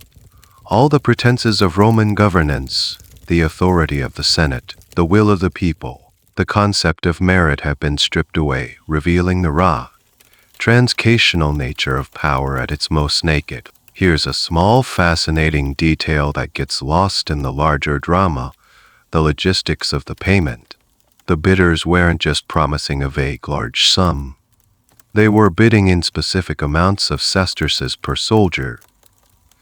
This means that with every bid, the soldiers in the camp could immediately calculate their personal windfall. It wasn't an abstract national debt. It was a specific bonus that would go directly into their pockets. This made the auction intensely personal for every man in the guard. The bidding war escalates. The numbers reach a level that is almost absurd. 15,000 sesterces per man. Then 20,000. Each new bid is met with roars of approval from the soldiers. Sulpicianus, a man of great wealth, is clearly straining. He is a careful, calculating man, and he is likely trying to figure out how he could possibly raise such a sum. Julianus, on the other hand, seems to have been swept up in the madness of the moment. He is outside, he can't see his rival, he can only hear the reports of the bids. He is driven by a desperate desire not to be outdone. He has the support of his family, the momentum of his dramatic arrival, and, most importantly, a seemingly bottomless purse. The historical debate around this event often centers on the question of how organized it really was. Was it the chaotic shouting match that the historian Herodian describes, or was it a more structured negotiation, as the account of Cassius Dio might imply, with designated officers acting as intermediaries? The truth is likely a combination of both. There was probably a core group of Praetorian officers managing the official bids, while the rank-and-file soldiers provided a loud, intimidating chorus of encouragement from the ramparts. The climax approaches. Sulpicius makes what he probably believes is his final knockout offer. He bids a huge sum, a figure that he thinks Julianus cannot possibly match. The messengers run to the wall. The soldiers shout the number down to Julianus. There is a pause. All eyes are on the portly senator standing in the darkness outside the camp. This is the moment he can fold, concede defeat, and go back to his dinner party, or he can make a bid so overwhelming that it ends the contest for good. He takes a deep breath, and then in a loud, clear voice that echoes across the quiet field separating the camp from the city, he makes his final offer.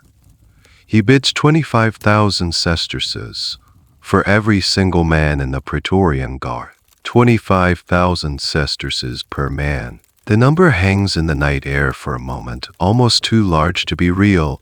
It is an astronomical figure. For a regular Praetorian, it represents more than 20 years of salary, payable in a single lump sum. It's a life-changing generational fortune. For the Guard as a whole, the total payout would be a colossal sum, enough to seriously destabilize the imperial treasury for years to come. Inside the camp, the reaction is immediate and decisive. The soldiers erupt. A wave of cheering and shouting sweeps through the barracks. The bidding is over. There is no need to even carry the offer back to Sulpicius for a counter bid. No one could possibly top it. It is a king-making, war-ending number. Julianus has won. The great gates of the Castra Praetoria, which had been barred against him just a short time ago, are now swung open.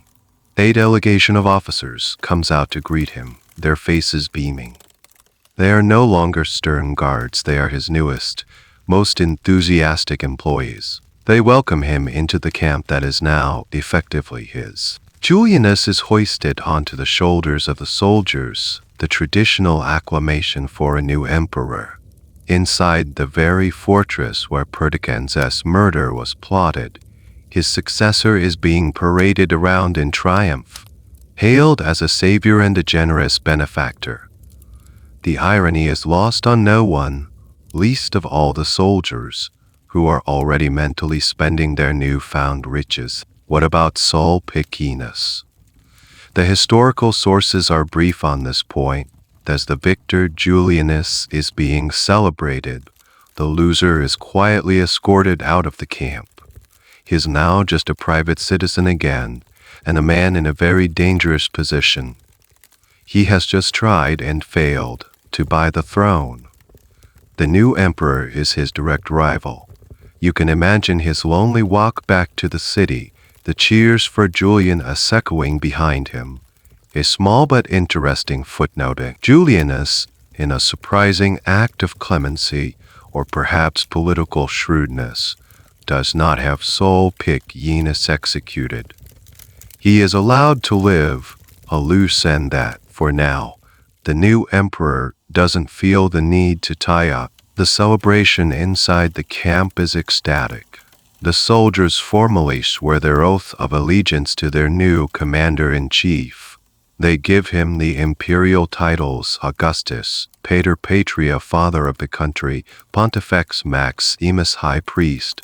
They even, in a move of supreme cynicism, bestow upon him the name Perdiccans as an official honorific. So now he is Emperor Didius Julianus, the man who bought the throne from the killers of Perdiccans. It's a final, grotesque insult to the memory of the murdered emperor. This moment, the declaration of Julianus as emperor solely because he was the highest bidder, is the climax of the story for many historians. It represents the absolute nadir of the Roman political system. The historian Edward Gibbon, in his monumental Decline and Fall of the Roman Empire, describes the event with eloquent disgust, seeing it as a symptom of a terminal moral decay. The empire, he argued, had lost its soul. But there is a subtle debate among modern historians about the soldier's motivation. Was it purely greed, or was there also an element of fear and pragmatism? Julianus hadn't just offered them more money, he had also successfully painted Sulpicius as a potential avenger for Perdiccans. The soldiers might have seen the higher bid not just as a bigger bonus, but as a better insurance policy. They weren't just selling the throne, they were buying their own safety. The man willing to pay the most was also the man least likely to have any moral standing to punish them later. His victory was their get-out-of-jail-free card. One more strange, specific detail about the coronation of Julianus. As part of the ceremony, the soldiers bring out the bust of the former emperor, Commodus, the one Perdiccans had tried so hard to erase from public memory. They restore his honors and praise his name. Why? Because Julianus, in his desperation to win their favor, had promised to be an emperor like Commodus, that is, generous and indulgent to the soldiers. By praising Commodus, the Praetorians are reminding their new emperor of the promises he just made. It's a not-so-subtle message. This is the kind of emperor we like. Don't be like the last guy. The deal is done. The ink on the galaxy's most expensive invoice is metaphorically dry. Didius Julianus has purchased the Roman Empire. He is now the emperor. The soldiers have their promised fortune. Everyone inside the camp has gotten what they wanted, but the Roman Empire is more than just a fortress full of soldiers on the edge of Rome. It is a vast, sprawling entity. And as the night wears on, the new emperor must leave the safety of his new military headquarters and face his subjects, the Senate, the people of Rome, and the powerful army stationed hundreds of miles away on the frontiers. He has bought the throne, but he is about to discover that possession is not the same thing as power. The party inside the Castra Praetoria can't last all night. The business of being emperor has to begin, and the first order of business is to take possession of the office. Julianus, the newly minted emperor, must go to the Senate to have his election ratified, and then to the palace to, well, move in. So, in the dead of night, a bizarre procession forms up. It's the emperor's first parade, and it's a strange one. At the center is Didius Julianus, a man who, just hours earlier, was enjoying a quiet dinner at home. Now he is surrounded by the very soldiers who had murdered his predecessor that same afternoon. They are not just his escort, they are his sole source of legitimacy. He is their emperor, but he is also their hostage. The procession marches from the camp towards the heart of the city. The Praetorians, in full armor, form a dense, protective square around Julianus. They carry torches, casting a flickering, unsteady light on the scene. They are not marching with the proud swagger of a ceremonial escort, but with the tense, defensive posture of troops moving through hostile territory. They know the city is not on their side. Julianus himself, according to the historian Cassius Dio, looks less like a triumphant new ruler and more like a man who has just realized the full gravity of his purchase. The initial euphoria of winning the auction has likely worn off, replaced by the cold, sober reality of his situation.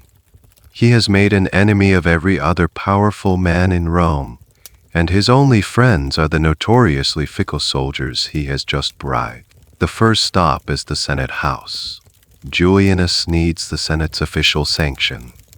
Without it, he is just a rebel commander, not a legitimate emperor. The senators are roused from their beds by soldiers banging on their doors, ordering them to an emergency late-night session. They shuffle into the curia, their faces a mixture of fear, resentment, and utter disbelief. Imagine the scene inside. The chamber is filled with sleepy, terrified senators. Julianus, flanked by armed guards who crowd the aisles and doorways, gives a speech. He explains the situation that the noble soldiers of the Praetorian Guard have chosen him to lead the state, and he has humbly accepted the burden. It's a speech that fools no one. Everyone in the room knows he bought the job. They know the soldiers are there to ensure a unanimous vote. This is a well-documented event. The Senate, with swords at its throat, has no choice. They vote to approve all the necessary titles and powers for Julianus. They officially declare him emperor. On paper, he is now the legitimate ruler of the Roman Empire. But the whole process is a sham, a piece of political theater performed at spear point. Here's a small but telling detail about that Senate meeting. Cassius Dio, who was a senator and was present that night, gives us a personal account. He says that he and the other senators subtly mocked Julianus even as they voted for him. They would whisper jokes to each other, and at one point, Dio himself suggested they officially vote to declare Julianus the bought and paid for emperor. He claims he did this in a low voice, so only his neighbors could hear, a sign of the utter contempt the political class felt for their new leader. After the vote, the procession continues to its final destination, the imperial palace on the Palatine Hill, the same palace where Perdiccans was butchered just hours earlier. As Julianus and his escort enter the vast, echoing halls, the atmosphere is deeply eerie. The place has been hastily cleaned, but the psychic stain of the day's events remains. The few servants who haven't fled look on with sullen, fearful eyes. Julianus walks through the opulent rooms, now his rooms. He sees the fine furniture, the mosaics, the statues. And then he sees the dinner that had been prepared for Perdiccans, still laid out on a table, untouched. Perdiccans was killed before he had a chance to eat his final meal. This moment is recorded by the historians, and it has a chilling, almost Gothic quality. Julianus, in a display of supreme callousness, or perhaps just cluelessness, dismisses the simple meal prepared for his predecessor. He orders a lavish, extravagant banquet to be prepared for himself, complete with the finest wines and richest foods. He wants to celebrate his victory in style, but the mood is not festive. As his chefs scramble to put together a feast, Julianus wanders the empty palace. He is now the master of this vast complex, but he is utterly alone. The ghost of Perdiccans hangs over everything. The historian Herodian adds a detail that might be an embellishment, but it's psychologically perfect. Julianus couldn't relax. He was jumpy, startled by every shadow, terrified that an assassin was lurking behind every curtain. He had the prize, but he couldn't. He finally sits down to his magnificent banquet, surrounded by the opulence he has purchased. But his new Praetorian guards are a constant, menacing presence. He has bought them, but he doesn't trust them, and they in turn see him not as a commander, but as a walking treasury. The historical debate here focuses on Julianus's character. Was he a monster of insensitivity, feasting in the room next to where his predecessor lay? Or was he a terrified man, trying to put on a brave face, to act the part of the emperor he so desperately wanted to be? Was the feast an act of arrogance, or an act of denial? Whatever the truth, the first day of his reign ends in this strange, tense tableau. A lonely, frightened emperor, eating a feast he can't enjoy, in a palace haunted by a murder, protected by the very men who committed it. He has climbed to the very top of the world, and he has never been more vulnerable. The dawn of the next day brings no relief for the new emperor. Julianus may have the palace, the title, and the paid loyalty of his guards, but now he must face the people of Rome. His first public appearance is a disaster, as he makes his way from the palace to the Capitoline Hill to perform the traditional sacrifices required of a new emperor. He is met not with cheers, but with a wall of sound, a hostile, angry roar from the assembled crowds. The people of Rome have had a night to process the events. They know what happened. They know their empire has been sold to the highest bidder. And while they may not have loved the stern and frugal Perdiccans, they are utterly disgusted by the manner of his replacement.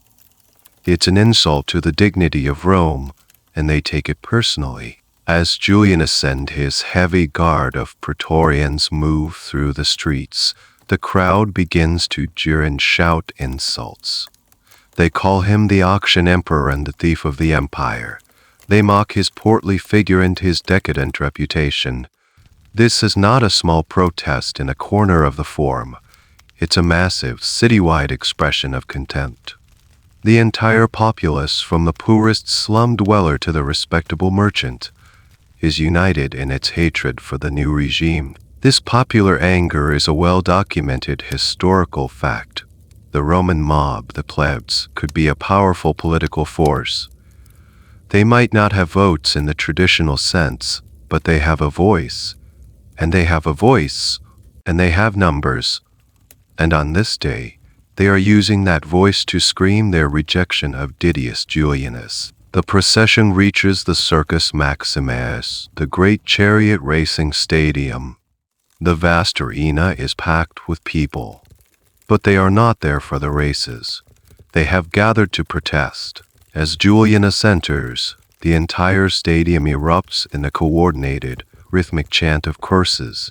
It's a deafening, terrifying sound. And then the verbal abuse turns physical.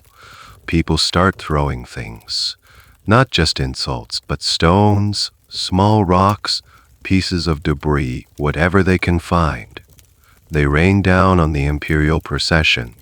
The praetorians close ranks, raising their shields to form a protective shell. Tested so over the terrified emperor.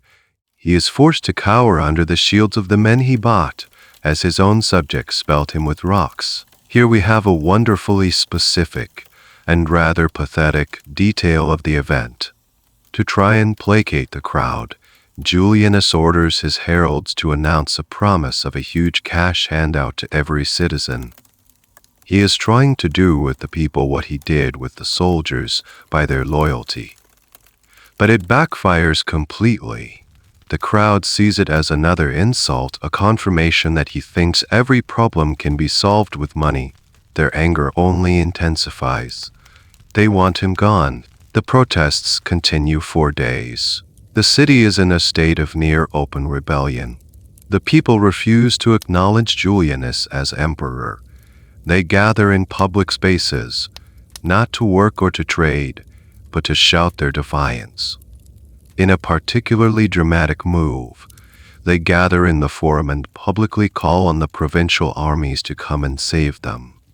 Specifically, they call out the name of one general, Gaius Pescennius Niger, the governor of Syria, a man with a reputation for being a tough and effective commander. They are openly inviting a civil war right under the emperor's nose. Historians have debated the nature of this popular uprising. Was it a spontaneous outburst of genuine moral outrage? Or was it subtly organized and encouraged by senators and other elites who opposed Julianus and wanted to create a pretext for a military intervention? It was almost certainly a bit of both. The people's anger was real, but it's likely that influential men who hated Julianus were quietly fanning the flames, directing the crowd's anger and making sure the right names, like Pescennius Niger, were the ones being chanted. Julianus is trapped. He is a prisoner in his own palace. He dares not venture out into the city without a massive, intimidating guard. He has the imperial title, but he cannot govern. The city of Rome itself has rejected him. He tries to put on a brave face. He attends the Senate, he issues decrees, he tries to go about the business of being emperor. But it's all a performance in a vacuum. He has bought the shell of the empire, the name in the palace, but he has failed to secure the one thing he truly needed, the consent, however grudging, of the governed. He sits in his opulent palace, surrounded by his paid bodyguards, while outside the walls, the entire city howls for his removal. He is the emperor of a city that has declared him its enemy, and he must know, as he hears the distant chants calling for other, more powerful men, that the real trouble has not even begun yet. The news of the auction is now traveling out of Rome, carried by fast ships and riders on the imperial post roads, to the men who command the real power of the empire, the legions. While Rome is a cauldron of anger and protest, the news of what has happened begins its inexorable spread across the empire. The Roman world is vast, but it is connected by a remarkably efficient communication network. The cursus publicus, the state-run postal service, uses a relay system of horses and carriages to carry official messages at surprising speed. And this is the most urgent message imaginable. Riders gallop out of the city, their saddlebags containing letters and dispatches for the provincial governors. Merchant ships leaving the port of Ostia carry the news as cargo. The stories told by sailors and passengers spreading from port to port across the Mediterranean. The news travels like a virus, moving along the arteries of trade and military administration. Imaginal only watchtower on the Rhine frontier in Germania. A rider, caked in dust and exhausted, arrives with a dispatch for the legionary commander. The commander, a tough, career soldier, breaks the seal and reads. His face, weathered by the cold northern winds, first registers disbelief, then contempt, then a slow, calculating anger. The emperor has been murdered by his own guards, and the throwards imagine the news arriving in the bustling, sophisticated city of Antioch in Syria. The governor there, Pesenias Niger, the very man whose name the crowds in Rome are chanting, receives the message. He is a popular and ambitious general, commander of a powerful block of eastern legions. He reads the news, and he sees not just a crisis, but an opportunity. The people are calling his name. The throne is occupied by a man with no army and no respect. But the most fateful arrival of the news is in the province of Pannonia Superior, a rugged, militarized zone on the Danube frontier, corresponding roughly to modern-day Austria and Hungary. The governor there is a man named Lucius Septimus Severus. The message reaches him at his headquarters in the city of Carnuntum, and when Severus hears the news, he does not see chaos or opportunity in the same way the others do. He sees a duty, or at least, that is the public face he will put on it. Severus is a different kind of man from the other players in this drama. He is not a wealthy, decadent senator like Julianus. He is a hard-nosed professional soldier and administrator. This is the mainstream historical view of the man. He was tough, disciplined, patient, and utterly ruthless. Here is a fascinating detail about his background. Severus was not from a traditional Roman family. He was a provincial, born in the city of Leptis Magna in what is now Libya. His native language was Punic, the old language of Carthage, and he is said to have spoken Latin with a distinct provincial accent for his entire life.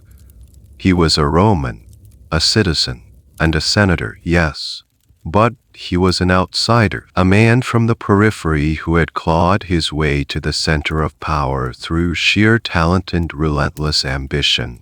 He has none of the comfortable assumptions of the Roman-born aristocracy. He also has a personal connection to the murdered emperor. Perdiccans had been his patron. It was Perdiccans who had given Severus his command in Pannonia, one of the most prestigious and powerful military postings in the empire. They were allies, colleagues from the same hardworking, non-traditional mold. The news of his friend and patron's murder at the hands of a spoiled palace guard would have been a personal affront.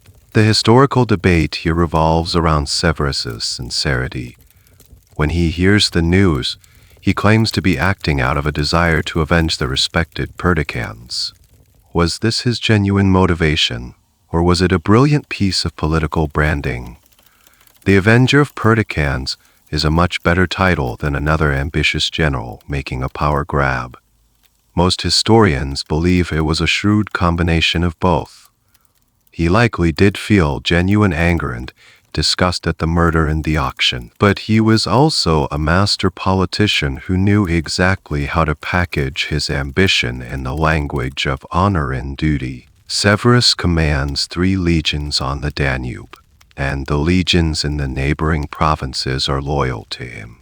This is one of the most hardened, battle-tested armies in the Roman world.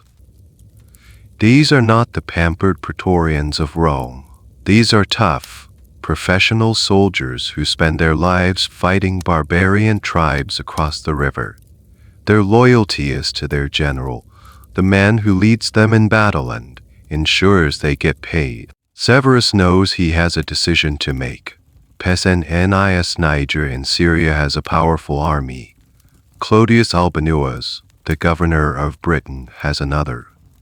They are all potential rivals. The man who acts first and most decisively will have the advantage. He doesn't rush, he is patient. He first secures the loyalty of the other Danube legions, sending messages to their commanders. He builds his coalition. He consolidates his power base.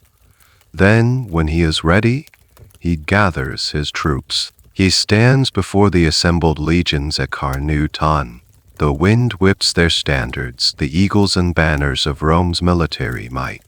He tells them what has happened in their capital city. He speaks of the dishonor, the shame, the murder of a good emperor, and the sale of their world to a coward. He tells them that it is their duty, as the true guardians of Rome's honor, to march on the city, to punish the guilty, and to restore order. He offers them a huge bonus for their loyalty. Of course, he is a realist after all. And then, in a masterful stroke of political theater, his soldiers proclaim him emperor. He accepts, not as a man seizing power, but as a man answering the call of duty. He also, like Julianus, takes on the name Perdiccans as his own. But coming from him, it doesn't sound like an insult. It sounds like a promise. He is Septimus Severus Perdiccans, the Avenger.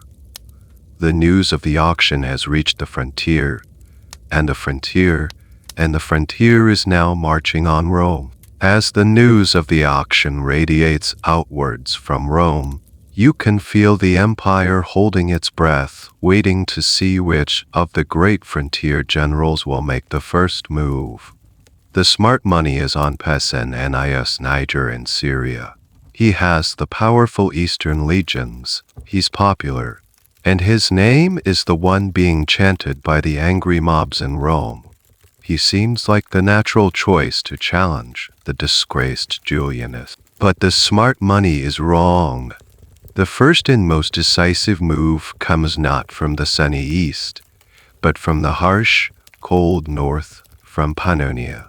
From Septimus Severus. Let's take a closer look at this man, the Wolf of Pannonia, as he will come to be known. He is the central character in the next act of this drama, and he is a world away from the bumbling, tragic figure of Didius Julianus. If Julianus is a man who thinks power can be bought, Severus is a man who knows it must be taken. As we've touched upon, Severus is a provincial, a North African, a man who speaks Latin with an accent. This is more significant than it sounds. For centuries, the Roman elite had been a closed club of old Italian families. Severus represents a new kind of Roman, a man whose identity is forged not by ancestry in the city of Rome, but by service to the empire on its frontiers. He is a walking symbol of the fact that the empire's center of gravity is shifting away from the city of Rome itself and towards the armies that defend it. He is also a man of deep, and some would say dark, charisma. He's not handsome in the classical Roman sense. His surviving portraits show a man with a wild mane of curly hair, a forked beard, and intense, penetrating eyes. He looks more like a philosopher or a pirate than a general, but he commands absolute loyalty from his troops. He has spent years with them on the Danube, sharing their hardships, leading them in person, and ensuring they were well supplied and well paid. And he is patient. This is perhaps his most dangerous quality. While Julianus is panicking in Rome and Niger is slowly gathering support in the east, Severus moves with chilling speed and precision. He doesn't just declare himself emperor, he builds a political platform. His claim is not based on wealth, like Julianus's, or on popular acclaim, like Niger's. It is based on a single powerful idea of vengeance. This masterstroke of branding immediately gives him the moral high ground. He isn't just another warlord trying to seize power, he is a righteous crusader, coming to cleanse the capital of its filth. Here's a small but fascinating detail that reveals his cunning. He knows he can't fight a war on two fronts. Clodius Albinus, the governor of Britain, also commands a powerful army of 3 legions. If Albinus were to challenge him while he was marching on Rome, it could be a disaster.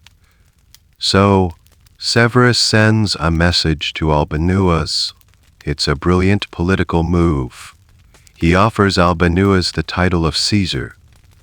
In the imperial system, the senior emperor was the Augustus, and his designated heir and junior partner was the Caesar. Severus is effectively saying, support me now. Let me take the throne and clean up this mess. In return, I will make you my official successor. We can share power. This is a point of some historical debate. Did Severus ever intend to honor this promise? Almost certainly not. It was a purely pragmatic lie, designed to neutralize a potential rival, while he dealt with the more immediate problems of Julianus and Niger. But Albinus, a man known more for his vanity than his political genius, accepts the deal. With one clever letter, Severus has secured his bag and can now focus all his energy on the march to Italy. So, while his rivals are still debating their options, Severus acts. He has his legions. He has his political justification. He has neutralized his most dangerous Western rival. He is ready. He gathers his army, the hardened legions of the Danube frontier. These are not parade ground soldiers. They are tough, grim-faced veterans who are used to long marches and hard fighting. And Severus makes them a promise. They will march on Rome. They will depose the pretender, and they will be rewarded. He promises them a due native of their own, one that will dwarf the amount Julianus paid the Praetorians. But more than that, he promises them the ultimate prize, the chance to sack the Praetorian camp and punish the men who shamed the entire Roman army. He is not just offering them money, he is offering them revenge. And for these professional soldiers who despise the pampered Praetorians, that is a powerful motivator. The Wolf of Pannonia and his pack of legions turn south. They begin their long march, down through the mountain passes of the Alps and into northern Italy. They move with incredible speed, covering huge distances each day. Severus knows that speed is his greatest weapon. He needs to get to Rome before Julianus can organize a defense, and before Niger can ship his own army from Syria. The race for Rome has begun, and Septimus Severus has a massive head start. The news of Severus's march hits Rome like a physical blow. The abstract threat of a provincial army's disapproval has suddenly become a concrete reality. An army, a real, battle-hardened army, is on its way, and it is moving fast. Severus and his Pannonian legions are a force of nature. They don't march, they pour down through the Alpine passes into the northern plains of Italy. Severus, an expert logistician, has planned this meticulously. He pushes his men hard, making them cover astonishing distances each day. He knows that the psychological impact of his speed is as important as the military force itself. He wants to create an aura of inevitability, of an unstoppable tide sweeping towards the capital. As he advances, city after city in northern Italy opens its gates to him without a fight. The local magistrates and officials have no desire to be on the wrong side of a civil war, especially when one side is a pathetic, despised emperor in Rome and the other is a grim-faced general with 30,000 veteran legionaries at his back. They welcome Severus, supply his army, and declare their allegiance to him. His advance becomes less of a military invasion and more of a victory. This swift, unopposed advance is a well-documented fact. Severus took Italy with barely a sword being drawn. His reputation and the reputation of his army preceded him. In Rome, the news of Severus's progress causes absolute panic. Didius Julianus, who has been living as a prisoner in his own palace, is now faced with a genuine military crisis, and he is utterly, completely out of his depth. He is a senator, a man of luxury and legal debate, not a general. He has no idea how to organize a defense. The Praetorian Guard, his only military asset, is a major part of the problem. They are his bodyguards, but they are not a field army. Their entire military experience consists of parade ground drills and street patrols in Rome. They have no experience with the logistics, tactics, or sheer hardship of a real campaign. They have no desire to face Severus's hardened legionaries in open battle. They signed up for a big payday and a comfortable life in the capital, not a suicidal fight against the toughest army in the empire. Julianus's reaction to the crisis is a series of desperate, almost comical, measures that reveal his growing terror. First, he gets the Senate to officially declare Severus a public enemy. This is a standard legal move, but it's meaningless. Severus is not going to be stopped by a piece of parchment. Then, Julianus attempts to prepare the city for a siege. He orders elephants from the public gangs to be brought into the city, thinking they could be used as war elephants. This is a particularly bizarre detail recorded by the historians. These are circus animals, not trained war beasts. The idea of them being effective against disciplined legionaries is ludicrous. It's a sign of a man grasping at straws. He also orders the Praetorians to start building fortifications and digging trenches around Rome. The guardsmen, who see themselves as an elite force, are insulted by the order to do manual labor. They do the work grudgingly and badly. The defenses they construct are a joke. Perhaps the most debated of Julianus's desperate measures is his decision to send assassins to kill Severus. Some historians view this as a standard, if ruthless, political move. Others see it as a sign of his complete inability to think like a military commander. He is trying to solve a strategic problem with a back-alley tactic. He sends a few of his most trusted Praetorians, men chosen for their loyalty or perhaps their greed, to try and infiltrate Severus's camp and murder him. The attempt is a complete failure. Severus's security is far too tight. The would-be assassins are caught almost immediately and, one can assume, dealt with in a very unpleasant manner. The failure only serves to make Julianus look weak and foolish. As Severus gets closer, Julianus's panic intensifies. He has one last, desperate idea. He knows that the core of Severus's legitimacy is his claim to be the avenger of Perticans. So, Julianus decides to try and co-opt that narrative.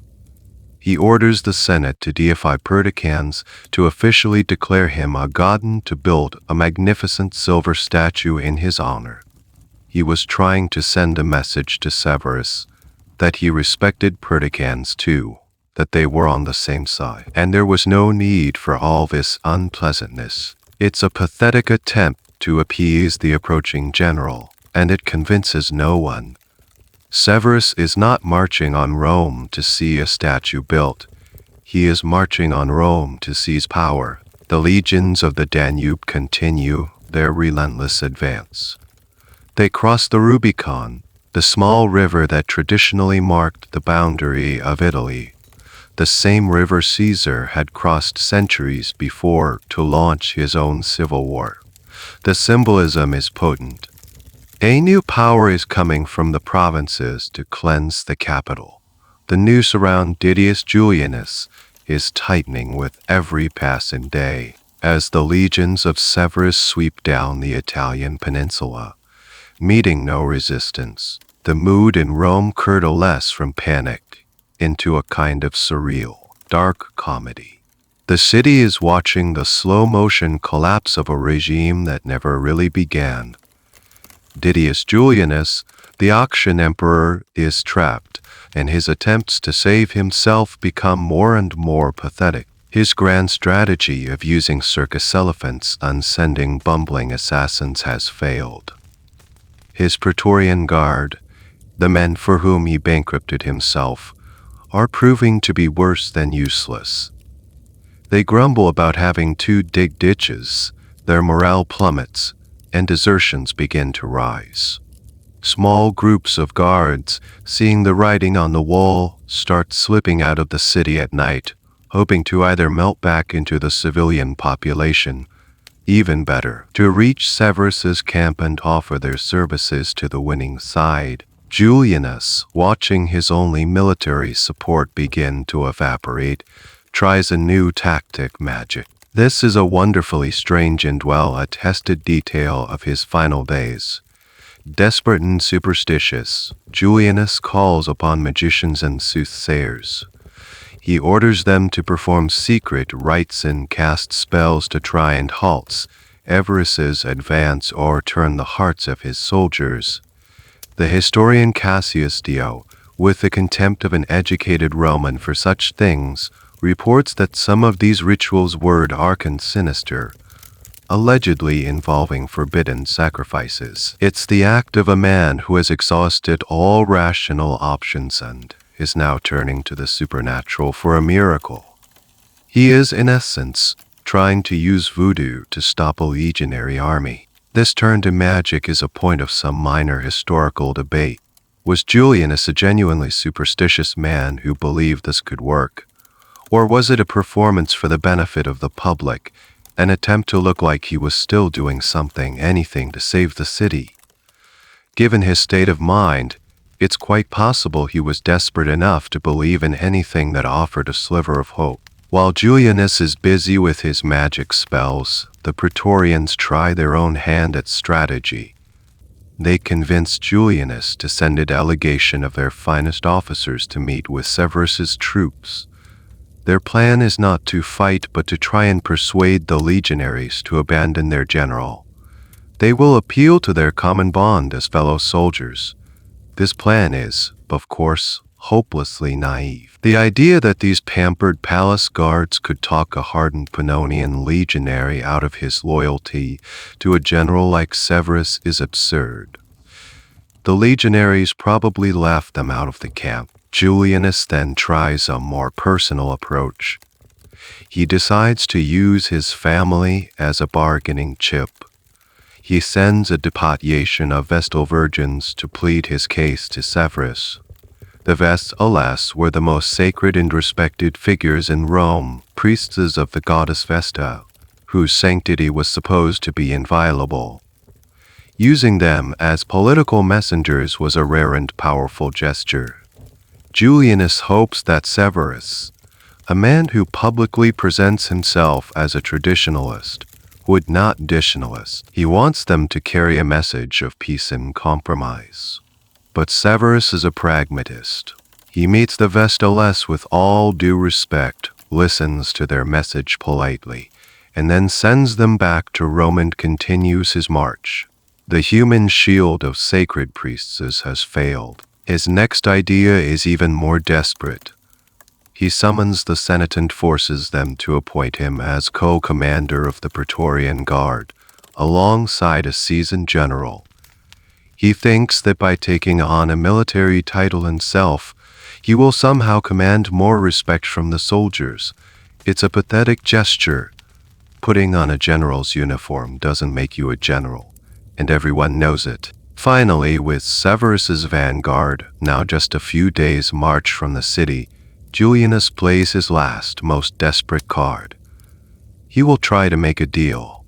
He cannot win the war, so perhaps he can negotiate a surrender that leaves him with his life, and maybe even a little bit of dignity. He sends messengers to the approaching army, carrying a formal proposal for the man who is coming to destroy him.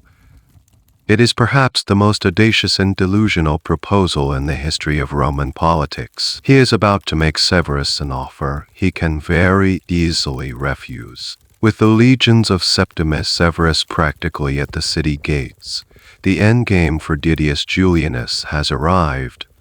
He has tried threats, fortifications, assassins, and magic, all to no avail. His authority has collapsed, his military support is deserting him, and the city of Rome is a powder keg of popular hatred waiting to explode. He is out of options, almost. He has one final, desperate gambit left. It is a plan born not of strategy, but of sheer, unadulterated terror. He decides to appeal directly to Severus, not as an enemy, but as a potential colleague. He will offer to share the throne. He convenes another emergency session of the Senate. The senators, who by now are just going through the motions, listen with a kind of weary disbelief as Julianus lays out his proposal. He wants the Senate to pass a decree that will make Septimus Severus his co-emperor. He will be elevated to the rank of Augustus, equal in power and dignity to Julianus himself.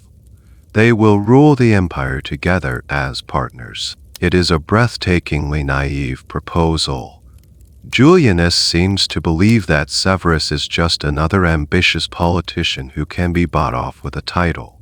He fundamentally misunderstands the man he is dealing with. Severus is not marching on Rome because he wants to be an emperor. He is marching on Rome because he wants to be the emperor. The idea that he would halt his unstoppable army, on the very brink of total victory, to share power with the pathetic, despised man he has come to depose is ludicrous. But Julianus is a desperate man, and desperate men cling to foolish hopes. The Senate, as always, does what it is told. With Severus's army so close, they are just as terrified as Julianus is. They pass the decree. They officially declare Severus to be co-emperor. A delegation is hastily assembled to carry the news to Severus. It includes some of the most respected senators. Men Julianus hopes will be able to persuade the grim general to accept the deal. These messengers ride out from Rome, carrying the official decree of the Senate, on a mission that they must have known was completely hopeless. This offer to share power is a key historical event in the downfall of Julianus. It is the ultimate proof of his weakness and his complete detachment from reality. While the messengers are on their way, Julianus tries one more thing. He summons one of his Praetorian prefects, a man named Tullius Crispinus, and gives him a strange and pathetic mission. He is to go to Severus's camp and somehow, through persuasion, slow down the army's advance. It's an impossible task, and it highlights a quirky, lesser-known aspect of the situation, the complete breakdown of command. And the Praetorian prefect is one of the highest officials in the state, but he is being sent on a fool's errand that has no chance of success. Crispinus sets off, another pawn in Julianus's failing game. The messengers carrying the offer of co-emperorship finally reach Severus's camp. They are brought before the general. They present their decree and make their case. You can imagine the scene, the nervous, robed senators from the city trying to reason with the hard-faced general surrounded by his loyal, armed-to-the-teeth legionaries. Severus listens to the proposal. His reaction is not recorded in detail, but it's not hard to imagine. He likely greeted the offer with cold, contemptuous silence. He had all the cards. Julianus had nothing. There was nothing to negotiate. This is where the historical debate becomes one of interpretation rather than fact. Did Severus even for a moment consider the offer? Absolutely not. But how did he handle it? A man of his political cunning would have seen the opportunity this delegation presented. He didn't just reject the offer, he used it. He likely treated the senators with formal respect, reinforcing his image as a restorer of order, not a barbarian conqueror. But he also made it clear that the offer was irrelevant. He was not interested in a partnership. Then he does something brilliant. He has the messenger Tullius Crispinus, the Praetorian prefect, sent to slow him down, arrested and executed. He doesn't harm the senatorial delegates, that would be a political mistake. But by executing a high-ranking officer sent by Julianus, he sends a clear, brutal message back to Rome. The time for talking is over. I am not here to negotiate. I am here to take control. The execution of Crispinus is the final nail in the coffin of Julianus's hopes. The news travels back to Rome. The offer has been rejected. Severus is still coming, and he is now executing Julianus's officials. The fragile illusion of Julianus's authority shatters completely.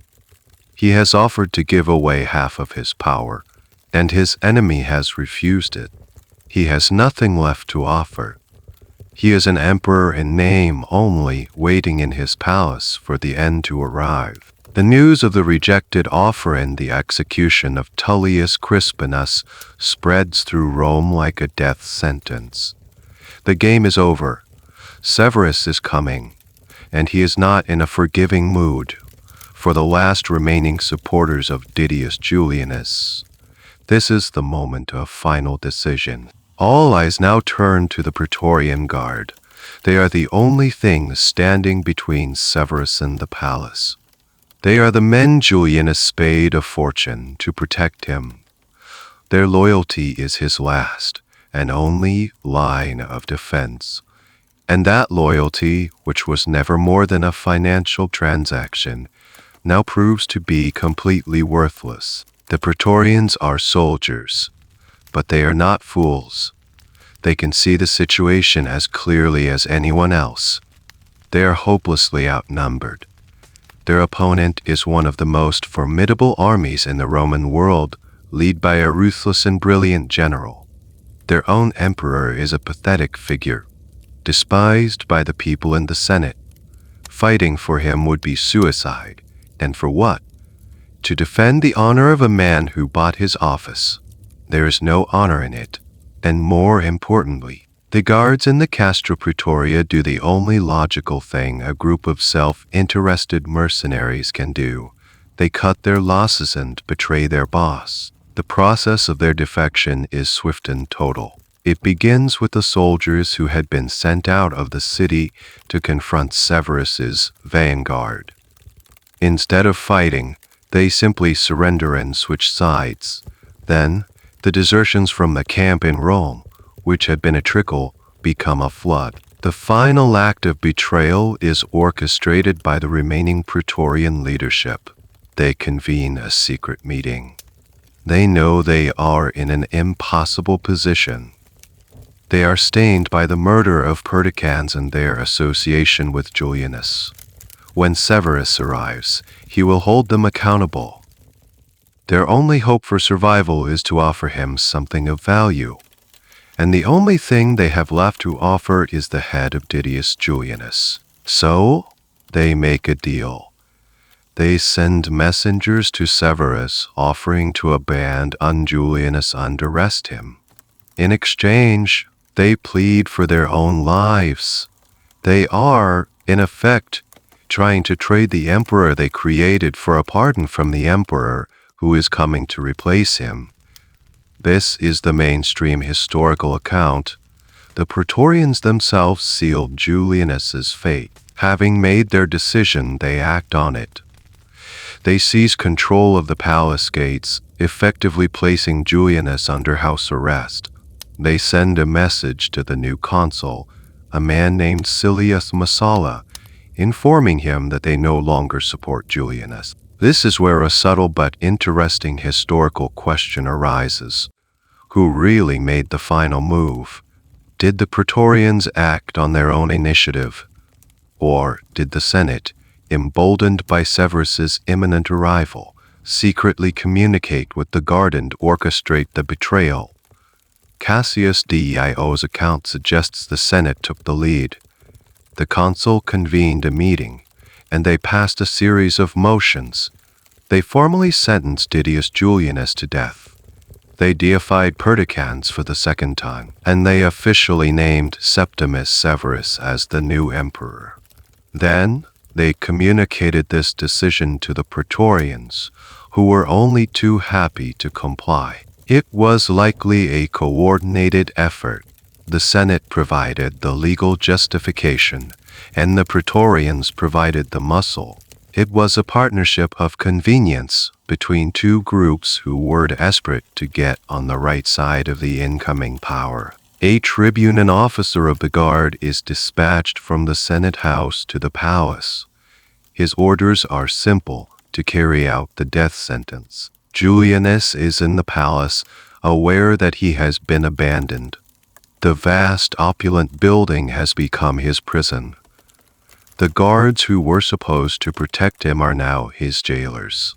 He hears the commotion as the Senate's executioner arrives.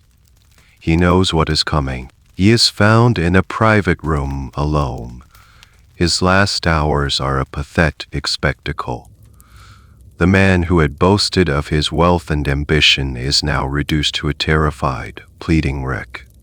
He offers to resign the throne, to retire to a private life, to give all his money to the state. He weeps. He promises anything, but the tribune has his orders. There will be no more deals. The Senate has passed its sentence, and Severus is on his way. Julianus is a loose end that needs to be tied up before the new boss arrives. His pleas are ignored. The soldier draws his sword. The brief, disastrous, and shameful reign of the auction emperor comes to a squalid and predictable end.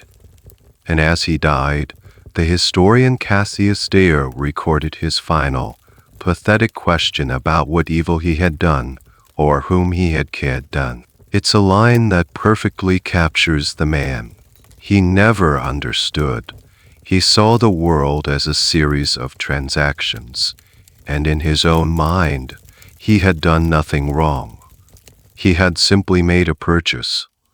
He never grasped that in the currency of power, there are things that money cannot, and should not, be able to buy. With Julianus dead, a strange and unsettling quiet falls over the palace. The body of the auction emperor, who reigned for a tumultuous 66 days, is handed over to his wife and daughter for a private burial.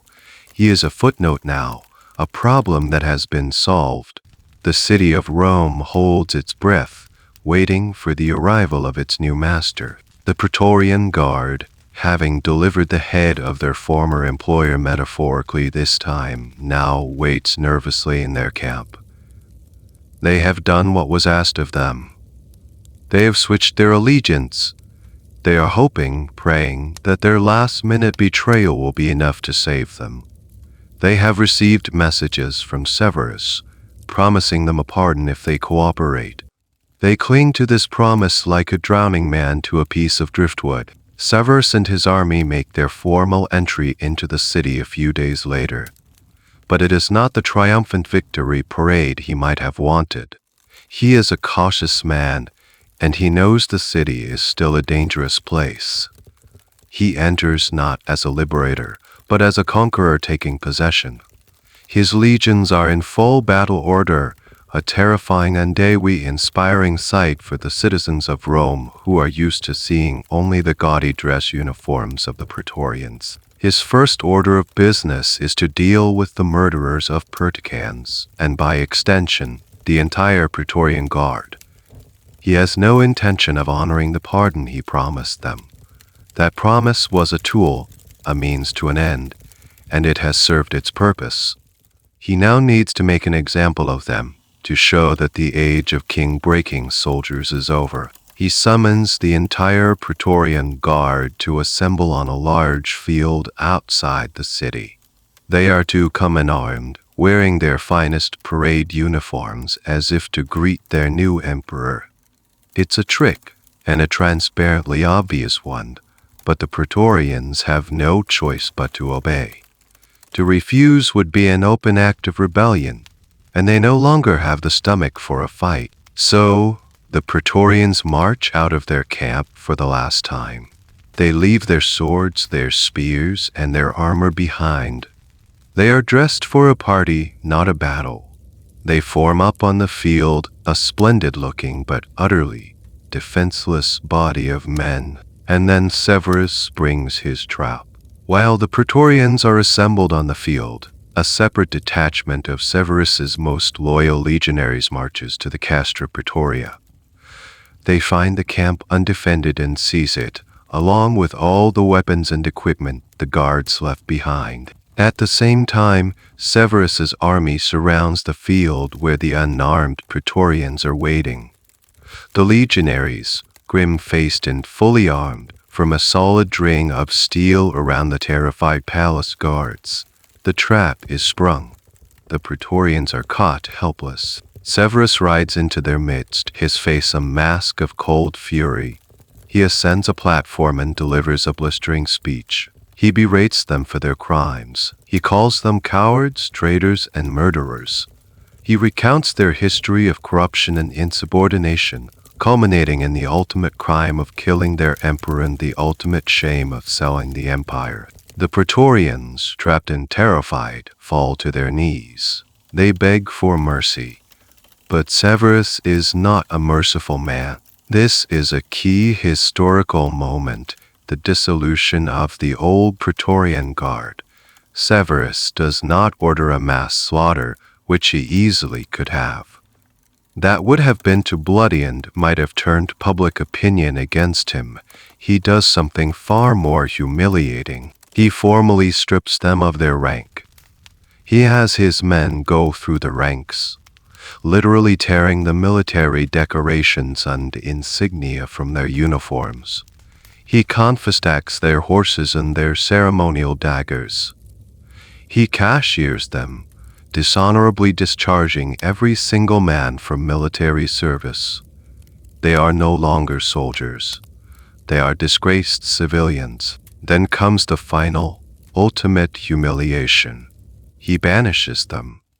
He orders that every single one of them must leave the city of Rome immediately and not come within 100 miles of the capital on pain of death. It's a brilliant and ruthless solution. He has broken the Praetorian Guard completely without a battle. He has scattered them to the winds. The men who once held the fate of emperors in their hands are now beggars. Cast out of the city they once ruled, forbidden to ever return. A small detail of this event is that many of them were stripped not just of their ranks, but of their very clothes, forced to begin their exile in shame. Historians have long debated the long-term consequences of this act.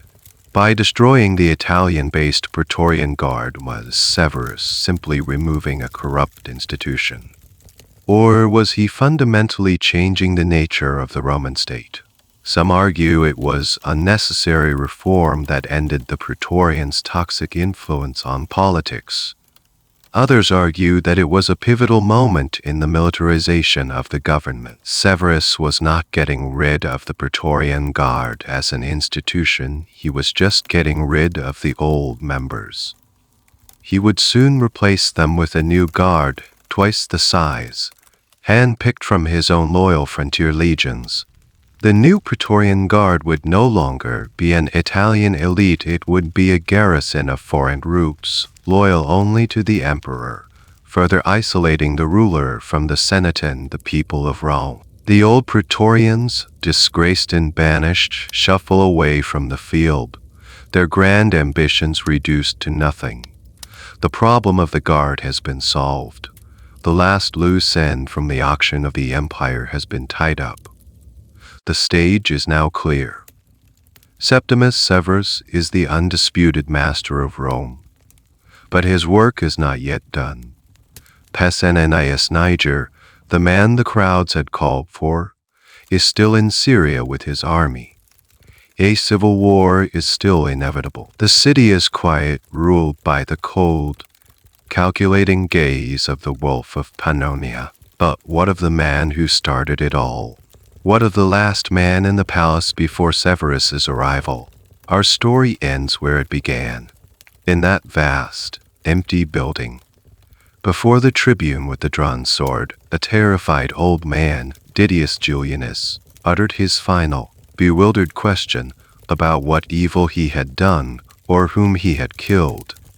In that moment, he was no longer an emperor, no longer a wealthy senator, no longer a winner.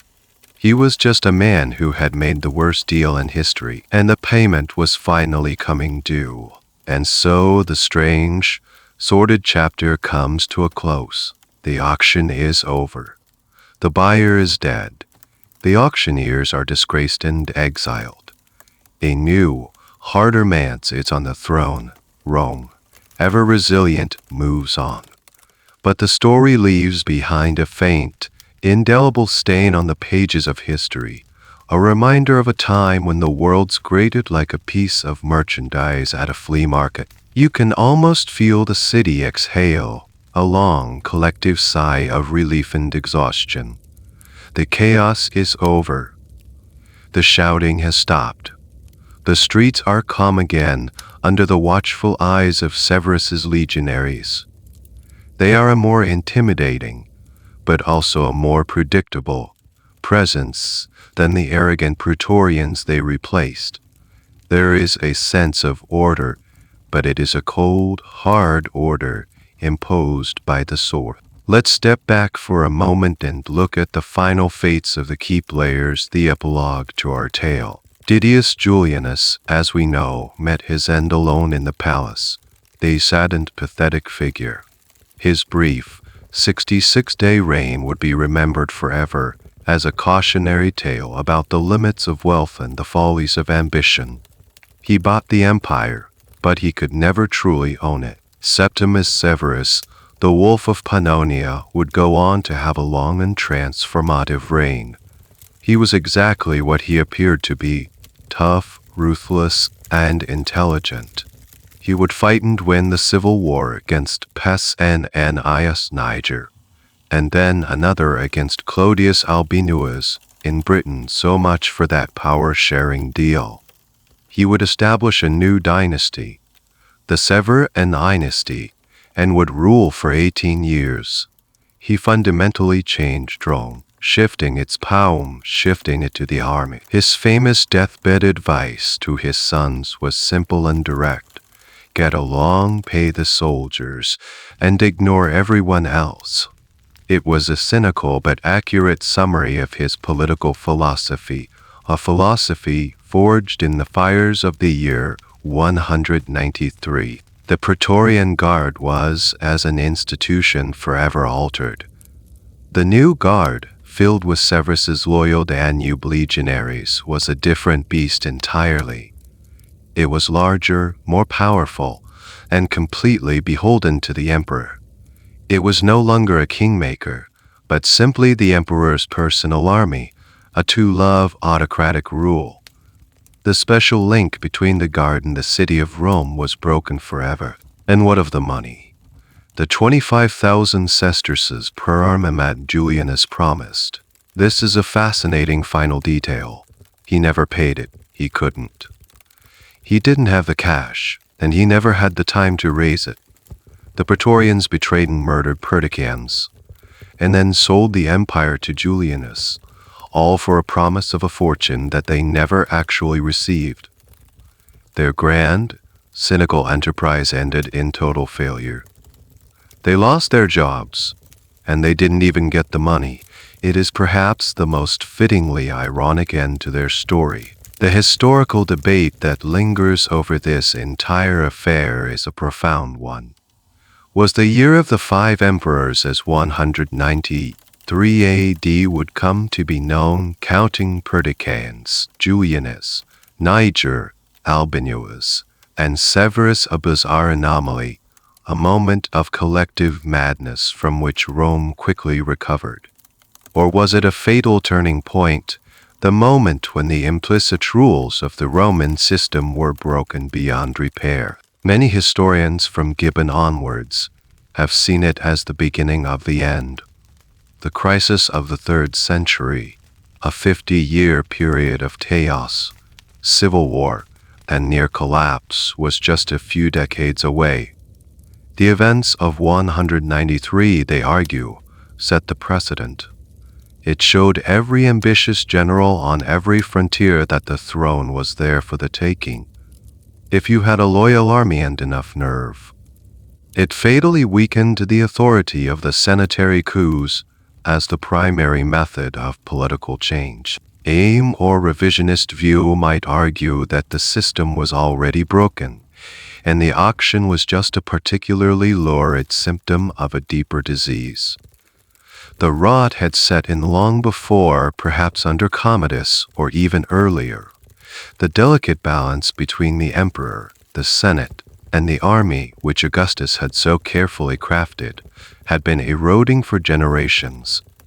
The Praetorians didn't break the system in 193, they just revealed, in the most dramatic way possible, how broken it already was. As you stand in the quiet streets of Severus's Rome, you are left to ponder this.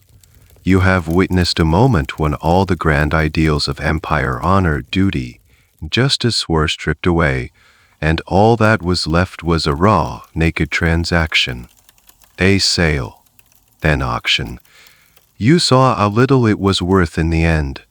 The story is a reminder that even the greatest of empires can have moments of profound, almost comical weakness. It's never truly powerful at all. And now, the story fades. Like the echoes of the auctioneer's call, drifting away into the quiet of the past. You can let the details go. The names, the dates, Julianus, Severus, now are just whispers now. Soft sounds in the distance. They can all dissolve, melting back into the great, silent river of history, leaving only the calm. Your own journey tonight is not to Rome, but to a much more peaceful place, a place of deep and effortless rest. You can feel a gentle heaviness, a pleasant warmth. It's the feeling of letting go, of sinking down into soft, comfortable support. There is nothing left for you to do, nothing to figure out, nothing to hold on to. Imagine the city of Rome, now quiet under a blanket of stars. The torches on the palace walls have been extinguished. The legionaries are asleep in their barracks. The great city is dreaming, and you can allow yourself to drift into your own dreams just as easily. Let my voice be a gentle hand, softly closing the door on the waking world, leaving you in the peaceful, silent sanctuary of your own mind. The story has done its work, and now there is only rest. There is only rest and quiet and safe. Drift now, drift into the deep, calm ocean of your sleep. Good night. The end of the article. if you still can't sleep, or other videos on my channel can help you fall asleep. Good night.